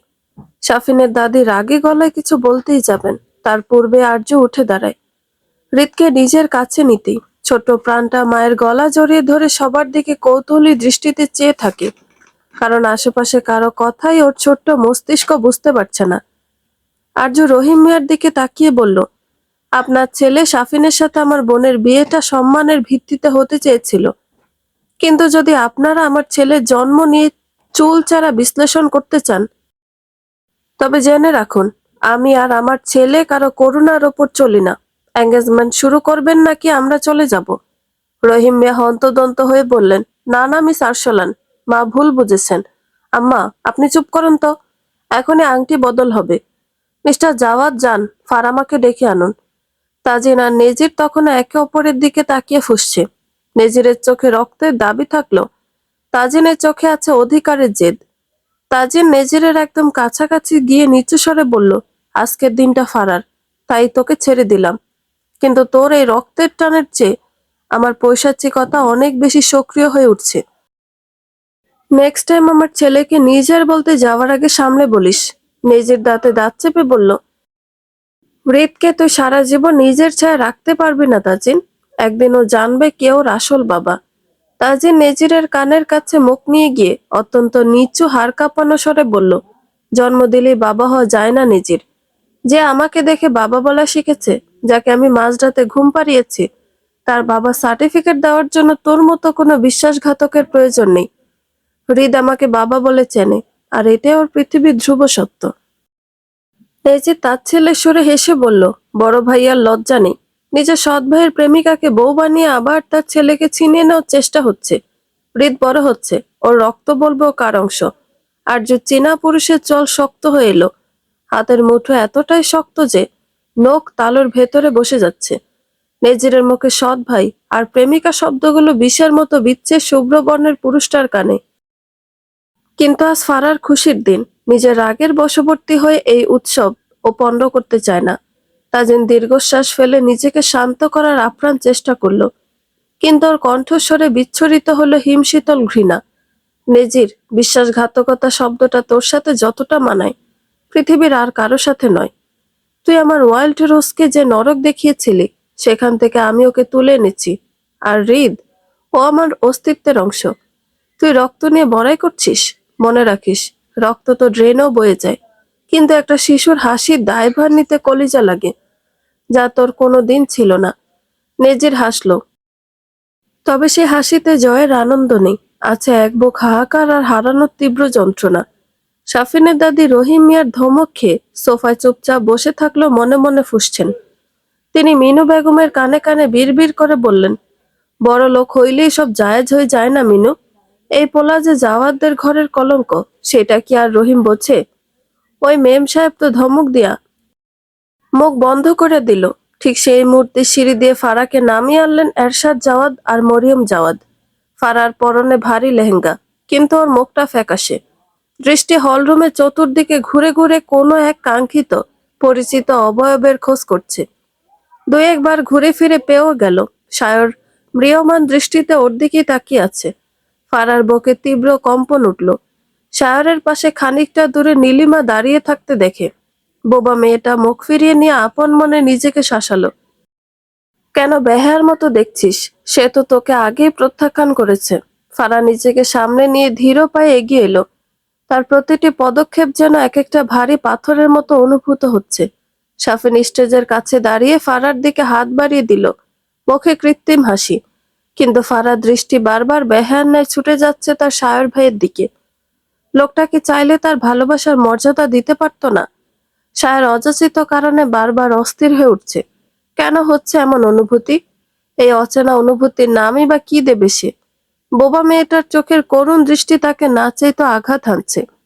হলরুমের আলো ঝলমলে পরিবেশটাও ফারার কাছে এখন বিষাদময় লাগছে। সাফিনের বাড়িয়ে দেওয়া হাতের দিকে তাকিয়েও একবার ঢোক গিলল। ওর মনে হচ্ছে এই আংটিটা কেবল একটা গহনা নয়, বরং ও সারা জীবনের বন্দিত্বের এক একটা শিকল। সাফিন হাসছে ঠিকই, কিন্তু সে হাসিতে ফারার জন্য কোনো মায়া নেই। সায়ন নিজের জায়গায় স্থির দাঁড়িয়ে থাকতে পারছে না। ওর বুকের ভেতরটা কেন জানি হাহাকার করে উঠছে। নীলিমা পাশে দাঁড়িয়ে কিছু একটা বলছে, কিন্তু সায়রের কানে কোনো শব্দ ঢুকছে না। ওর সমস্ত ইন্দ্রিয় এখনো স্টেজ আর ফারার ওপর নিবদ্ধ। ফারার ওই করুণ চোখের চাউনি সায়রকে ভেতর থেকে দুমড়ে মুচড়ে দিচ্ছে। ও কি তবে ভুল করলো? ফারার ভালোবাসাকে অবহেলা করে কেউ নিজের অজান্তেই এক বিরাট অপরাধ করে ফেলেছে। মরিয়ম জাওয়াত মেয়ের ম্লান মুখ দেখে একটু শঙ্কিত হলেন, কিন্তু অতিথিদের সামনে নিজেকে সামলে নিয়ে হাসি মুখে বললেন, ফারা মা, সাফিনের হাতটা ধরো। শুভ কাজটা দেরি করো না। ফারা যান্ত্রিকভাবে হাত বাড়িয়ে সাফিনের হাতটা ধরল। সাফিন পকেট থেকে একটা হীরের চকচকে আংটি বের করে। ফারা শেষবারের মতো আবারও চাইল শখের পুরুষের দিকে। তখনই সায়রের সাথে চোখাচোখি হলো। ফারার চোখে তখন রাজ্যের অভিমান, আর সায়রের চোখে এক অদ্ভুত অপরাধ বোধ। আর্য লক্ষ্য করলো নিজের ভাইয়ের অস্থিরতা আর ফারার উদাসীনতা। দুজনের করুণ পরিণতি দেখে ঠোঁট কামড়ে হাসলো। সাফিন আংটিটা ফারার অনামিকায় পরিয়ে দিতে চারপাশ থেকে করতালির শব্দ ভেসে এলো। সাফিনের দাদি পান চিবুতে চিবুতে নাক ছিটকালেন। যাক, ঘরের কেচ্ছা ঘরের ভেতরেই থাকলো শেষমেশ। রহিম মিয়া খুশিতে গদগদ হয়ে সায়রা তাজিনের দিকে তাকিয়ে বললেন, অভিনন্দন, আজ থেকে আমরা এক পরিবার। হঠাৎ কিছু একটা খেয়াল করে হৃদ তটিনের কোল থেকে নেমে দৌড়ে যায় ফারার কাছে। ফারার লেহেঙ্গা টেনে ধরে আধো আধো গলায় বলল, ফুফি, তুমি কাঁদছো কেন? এই আংটিটা কি খুব টাইট? পাপা যেমন তনু মিমিকে যদু পড়াচ্ছিল, সাফিন আঙ্কেলও কি তোমাকে কষ্ট দিচ্ছে? হৃদের সহজ কথায় হলরুমের গুমুট ভাবটা মুহূর্তের মধ্যে কেটে যায়। ফারা নিচু হয়ে হৃদকে কোলে তুলে নিল। ওর চোখের এক ফোঁটা জল হৃদের ছোট্ট গালে গিয়ে পড়ল। সায়র তখন নিজের মুঠো শক্ত করে মাথা নিচু করে ওখান থেকে সরে যাওয়ার জন্য প্রস্তুতি নিল। ও আর সহ্য করতে পারছে না। নিজের ভিতরের এই দ্বিধা ওকে বড্ড বেশি জ্বালাচ্ছে। আজ হারলো কি জিতলো, সেই উত্তরটা হয়তো নিজের কাছেও নেই। এঙ্গেজমেন্টটা নির্বিঘ্নে শেষ হলো ঠিকই, কিন্তু এই হাসিখুশি পরিবেশের আড়ালে যে কতগুলো হৃদয় ভেঙে চুরমার হলো, তার হিসেব রাখার কেউ নেই। কুয়াকাটা রাত মানে এক অদ্ভুত মায়াবী জগৎ। দিনের বেলা সে কোলাহল মাখানো সৈকত, রাতে রূপ নেয় এক শান্ত গম্ভীর রূপসীতে। আকাশে এক ফালি চাঁদ আর অজস্র তারার মেলা। সমুদ্রের গর্জন দিনের চেয়ে রাতে অনেক বেশি স্পষ্ট। যেন কোনো আদিম সুর বাজাচ্ছে বিশাল জলরাশি। কালো কুচকুচে জলের উপর চাঁদের আলো পরে তৈরি হয়েছে এক রূপালী সড়ক, যা দিগন্তে গিয়ে মিশেছে। সৈকতে দু একটা কাঁকড়া দ্রুত পায়ে গর্তে ঢুকে যাচ্ছে, আর দূরে মাছ ধরা ট্রলারের টিমটিমে আলো দেখা যাচ্ছে, যেন সমুদ্রের বুকেও তারারা নেমে এসেছে। রিসোর্ট থেকে খানিকটা দূরে বালিয়াড়ির উপর আটজোড়া বারবিকিউর আয়োজন করেছে। আজ কুয়াকাটায় তাদের শেষ রাত, তাই তটিনী আর ইরিনার ইচ্ছা মতো ওরা ঠিক করেছে আজকে রাতটা ওরা সমুদ্রের পাড়েই কাটাবে। কাই আর জিমিন মিলে কাঠ কয়লা জ্বালানোর আপ্রাণ চেষ্টা করছে। পাশে সায়র আর অ্যালেক্স মিলে বারবিকিউর জন্য মাংস ম্যারিনেট করছে। জিমিন কাঠের কয়লায় ফু দিতেই ধোঁয়া ওর মুখের ভিতরে চলে যায়। বেচারার কাশতে কাশতে যায় যায় অবস্থা। কাই ওর অবস্থা দেখে হাসতে হাসতে বলল, ডুড, ধোঁয়া তো তোর পেটে যাচ্ছে, আগুনের খবর কি? তোর ফুয়ে তো আগুন নিভে কয়লাও লজ্জা পাচ্ছে। জিমিন চোখ কসলাতে কসলাতে উত্তর দিল, তোর লজ্জা থাকলে তো একটু হেল্প করতিস, শুধু দাঁড়িয়ে দাঁত কেলানো ছাড়া আর কোনো কাজ নেই তোর? তটিনী আর ইরিনা একটা বড় চাদর বালির উপর বিছিয়ে বসার ব্যবস্থা করছে। পাশে হৃদ বালিতে ছোট ছোট পাহাড় বানাতে ব্যস্ত। তার পাশে মিরিন আর ফারা বসে তাকে সাহায্য করছে। তাজিন মেরিনেট করা চিকেন আর ফিশগুলো গ্রিলের ওপর সাজিয়ে দিয়ে কাইকে সরিয়ে দিয়ে বলল, সর, তোর দ্বারা হবে না ইডিয়ট। তাজিন ফু দিতে একেবারে আগুন জ্বলে ওঠে। আগুনের তাপে মশলার চনমনে সুগন্ধ বাতাসে ভাসতে শুরু করতে সবার খিদে যেন দ্বিগুণ বেড়ে গেল। আর্য একপাশে দাঁড়িয়ে সমুদ্রের বিশালতার দিকে তাকিয়ে আছে। ঢেউগুলো এসে পায়ে আছাড় খেয়ে পড়ছে ওর পায়ে। তাজিন পেছন থেকে এসে তার ওয়াইল্ড রোজের কোমর জড়িয়ে ধরে, কাঁধে মুখ গুজে ফিসফিস করে বলল, ওয়াইল্ড রোজ। আর্য মৃদু হেসে তাজিনের হাতে হাত রাখলো। হুম? মাইরিদের মাম্মা কি ভাবছে? এটাই যে মাইরিদের ড্যাডা কি সুন্দর রাখতে পারে। কই, আমাকে তো বানিয়ে খাওয়ালেন না। পুরো জীবন পড়ে আছে বিবিজান, আপনাকে আর আমার ছেলেকে খাওয়ানোর জন্যই তো এই কারহান তাজিন রান্না শিখেছে। আর্য মুস্কি হাসল। লোকটার বাহুডোরও নিজেকে সবচেয়ে নিরাপদ মনে করে। চীনা পুরুষ তার বনলতার ঘাড়ের কাছে মুখ ডুবিয়ে পরম তৃপ্তিতে চোখ বুজে রইল। এই শান্ত সমুদ্রের পাড়া আর্যকে এভাবে কাছে পাওয়ার জন্য বোধহয় পৃথিবীর যে কোনো কিছুর বিনিময়ে রাজি হতো তাজিন। কিন্তু এই সুন্দর মুহূর্তটার একটু দূরেই বালির ওপর একা একটা পাথরে বসে আছে নিজির। ওর হাতে একটা আধখোলা বিয়ারের ক্যান। সাফিন আর তার ভাই বোনেরা অনেকটা জোর করে ওকে এখানে নিয়ে এসেছে। হয়তো ওরা জোর না করলে নিজির এখানে কখনো আসতে পারতো না, কারণ ও তো এখানে আমন্ত্রিত নয়। নেজিরের দৃষ্টি গিয়ে স্থির হয়েছে তাজিন আর আর্যর ওপর। যে স্নিগ্ধ ফুলকে নিজের মরণপণ ভালোবাসায় বাঁধতে চেয়েছিল, সেই স্নিগ্ধ ফুল আজ অন্য পুরুষের বুকের মাঝে নিজের স্থান খুঁজে পেয়েছে। ওর সন্তান আজ ওরই সৎ ভাইকে ড্যাড বলে ডাকে। এই দৃশ্যটা নিজের সহ্য সীমা ছাড়িয়ে যাচ্ছে। নিজের ক্যানে শেষ চুমুক দিয়ে সজোরে সেটা বালিতে ছুঁড়ে মারল। ইচ্ছে করছে ছুটে গিয়ে তাজিনের হাত থেকে আর্যকে ছিনিয়ে নিতে, কিন্তু আজ নিজের বড় একা। সে নিজেকে সংযত করার চেষ্টা করছে ঠিকই, কিন্তু চোয়ালের হাড়গুলো শক্ত হয়ে উঠছে। প্রাণহীন দৃষ্টিতে তাকিয়ে দেখলো হৃদ ফারার পাশে বসে হাসছে। নিজের অংশকে অন্যের হাতে বড় হতে দেখা যে কতটা কষ্টের, তার নিজের আজ হাড়ে হাড়ে টের পাচ্ছে। তটিনী হঠাৎ আর্যর দিকে তাকিয়ে গলা চড়িয়ে বলল, দিল, তুই কি এখানে রোমান্স করতে আসছিস? আমাদের কাছে আয় তাড়াতাড়ি। আর্য মুচকি হাসলো তটিনীর কথায়। হাসতে হাসতে তাজিনের বাঁধন থেকে নিজেকে ছাড়িয়ে নিয়ে তটিনীর দিকে এগিয়ে এলো। তাজিন এক পলক নিজের দিকে তাকায়। তৎক্ষণাৎ একই নারীতে আসক্ত দুই পুরুষের চোখাচোখি হলো। নেজিরের চোখে ঘৃণা, আর চীনা পুরুষের চোখে এক ধরনের বিজয়ী শীতলতা। তাজিন যেন মুখ না খুলে নিজেরকে বলে দিল, ও আমার, হৃদ আমার, তুই শুধু দূর থেকেই দেখে যা। বারবিকিউয়ের আগুন তখন থিতিয়ে এসেছে। তাজিন, অ্যালেক্স আর সায়র মিলে দারুণ সব ডিশ সাজিয়ে ফেলল। সৈকতের বালিতে চাদর বিছিয়ে সবাই মিলে গোল হয়ে বসলো। গরম গরম চিকেন আর ফিশ বারবিকিউয়ের সাথে রুমালি রুটি আর চাটনি, সবাই খেতে ব্যস্ত। ততক্ষণে হৃদ তার বাবার কাঁধে মাথা রেখে ঘুমের রাজ্যে তলিয়ে গেছে। খাওয়া দাওয়া শেষ হতেই জিমি নাড়মোড়া ভেঙে বলল, আহ, পেটে একদম আর জায়গা নেই। এখন জাস্ট টান টান হয়ে শুয়ে আকাশ দেখা বাকি। তটিনী চোখ পাকিয়ে বলল, এত তাড়াতাড়ি শুয়ে পড়লে হবে না। আজ আমাদের শেষ রাত, কিছু তো স্পেশাল করতেই হবে। কাই পকেট থেকে একটা খালি কোল্ড ড্রিঙ্কসের বোতল বের করে মাঝখানে রাখলো। সাফিন উৎসুক হয়ে জিজ্ঞেস করলো, কি করার প্ল্যান তোমাদের? তটিনী দুষ্টু হেসে বলল, আমরা খেলবো ট্রুথ অর ডেয়ার। বোতলের মুখ যার দিকে থামবে তাকে হয় সত্যি কথা বলতে হবে, না হলে আমাদের দেওয়া কোনো কঠিন কাজ করতে হবে। রাজি সবাই? সায়র একটু অনাগ্রহ দেখালো। জিমিনার কায়ের উৎসাহে শেষ পর্যন্ত সবাই রাজি হলো। আরজু আর তাজিন একে অপরের দিকে তাকিয়ে মৃদু হাসলো। নেজির তখনও পাথরে বসে নিঃশব্দে বিয়ারের ক্যান হাতে ওদের দেখছে। সাফিন বোতলটা ঘুরিয়ে দিল। বালির ওপর বোতলটা বনবন করে ঘুরতে ঘুরতে এসে থামলো ঠিক সায়রের দিকে। তটিনী বাঁকা হেসে বলল, ট্রুথ না ডেয়ার? সায়র শান্ত গলায় উত্তর দিল, ট্রুথ। তটিনী এবার ওর দিকে তীক্ষ্ণ নজর দিয়ে প্রশ্ন করলো, বলো তো ভাইয়া, তোমার জীবনে এমন কোনো মানুষ কি আছে যাকে তুমি পাগলের মতো ভালোবাসো কিন্তু মুখ ফুটে বলতে পারোনি? মানে তোমার সেই না বলা ভালোবাসাটা কে? পুরো আড্ডা এক মুহূর্তের জন্য নীরবতা নেমে আসে। না চাইতো ফারার বুকটা ধক করে উঠল। নিষ্প্রিয়ভাবে নিচের দিকে তাকিয়ে রইল। সায়রের চোখ দুটো একবার ফারার ওপর দিয়ে ঘুরে এসে সমুদ্রের অন্ধকারে তলিয়ে গেল। সায়র সমুদ্রের বিশাল অন্ধকারের দিকে তাকিয়ে ভারী গলায় বলল, এমন কেউ নেই আমার। কথাটা শোনার সাথে সাথে ফারার বুকের ভেতরটা যেন তীব্র ব্যথায় জ্বলে উঠল। ও জানতো উত্তরটা এমনই হবে, তবুও নিজের কানে কেউ নেই শব্দটা শোনা ভীষণ পীড়াদায়ক ঠেকল। চোখের কোণে এক বিন্দু জল চিকচিক করে উঠল। অন্ধকারের মায়ায় তা কেউ দেখতে পেল না।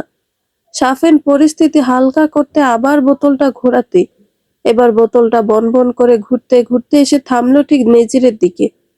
নেজির তখনও পাথরে বসে, ওর তীক্ষ্ণ দৃষ্টি তাজিন আর আরজুর উপরে নিবদ্ধ। নিজেকে প্রশ্ন করার জন্য কেউ আগ্রহ দেখালো না। অগত্যা প্রশ্নটা সাফিনকেই করতে হলো।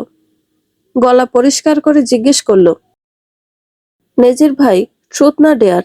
নিজের হাতের ক্যানটা এক চুমুকে শেষ করে তীক্ষ্ণ নজরে আরজুর দিকে তাকিয়ে বলল, ডেয়ার। নেজিরের কথা শুনে সাফিন উঠে যে পাশে থাকা দুটো গিটারের মাঝে থেকে একটা গিটার এগিয়ে গিয়ে নেজিরের হাতে তুলে দিয়ে বলল, আচ্ছা তাহলে তোমার প্রিয় মানুষকে উদ্দেশ্য করে একটা গান শোনাও আমাদের। নিজের গিটারটা হাতে নিয়ে কিছুক্ষণ আঙুল বোলালো তারের উপর। আগুনের ম্লান আলোয় ওর মুখটা আজ বড্ড বেশি ছায়াময় লাগছে। সবাই চুপচাপ, শুধু সমুদ্রের ঢেউয়ের আষ্টে পড়ার শব্দ শোনা যাচ্ছে। নিজের এক পলক আর্যর দিকে তাকায়। আর্য তখন তাজিনের কাঁধে মাথা দিয়ে অন্যদিকে চেয়ে আছে। নিজের ঠোঁটে একটা তাচ্ছিলের হাসি ফুটে উঠল। কণ্ঠে এক বুক হাহাকার মিশিয়ে গিটারের তারে ঝংকার তুলো নিজের সুরের সঙ্গে তাল মিলিয়ে। আলেয়ার পিছে ছুটে মিছে মিছে বুঝিনি তো আলোর ভাষা।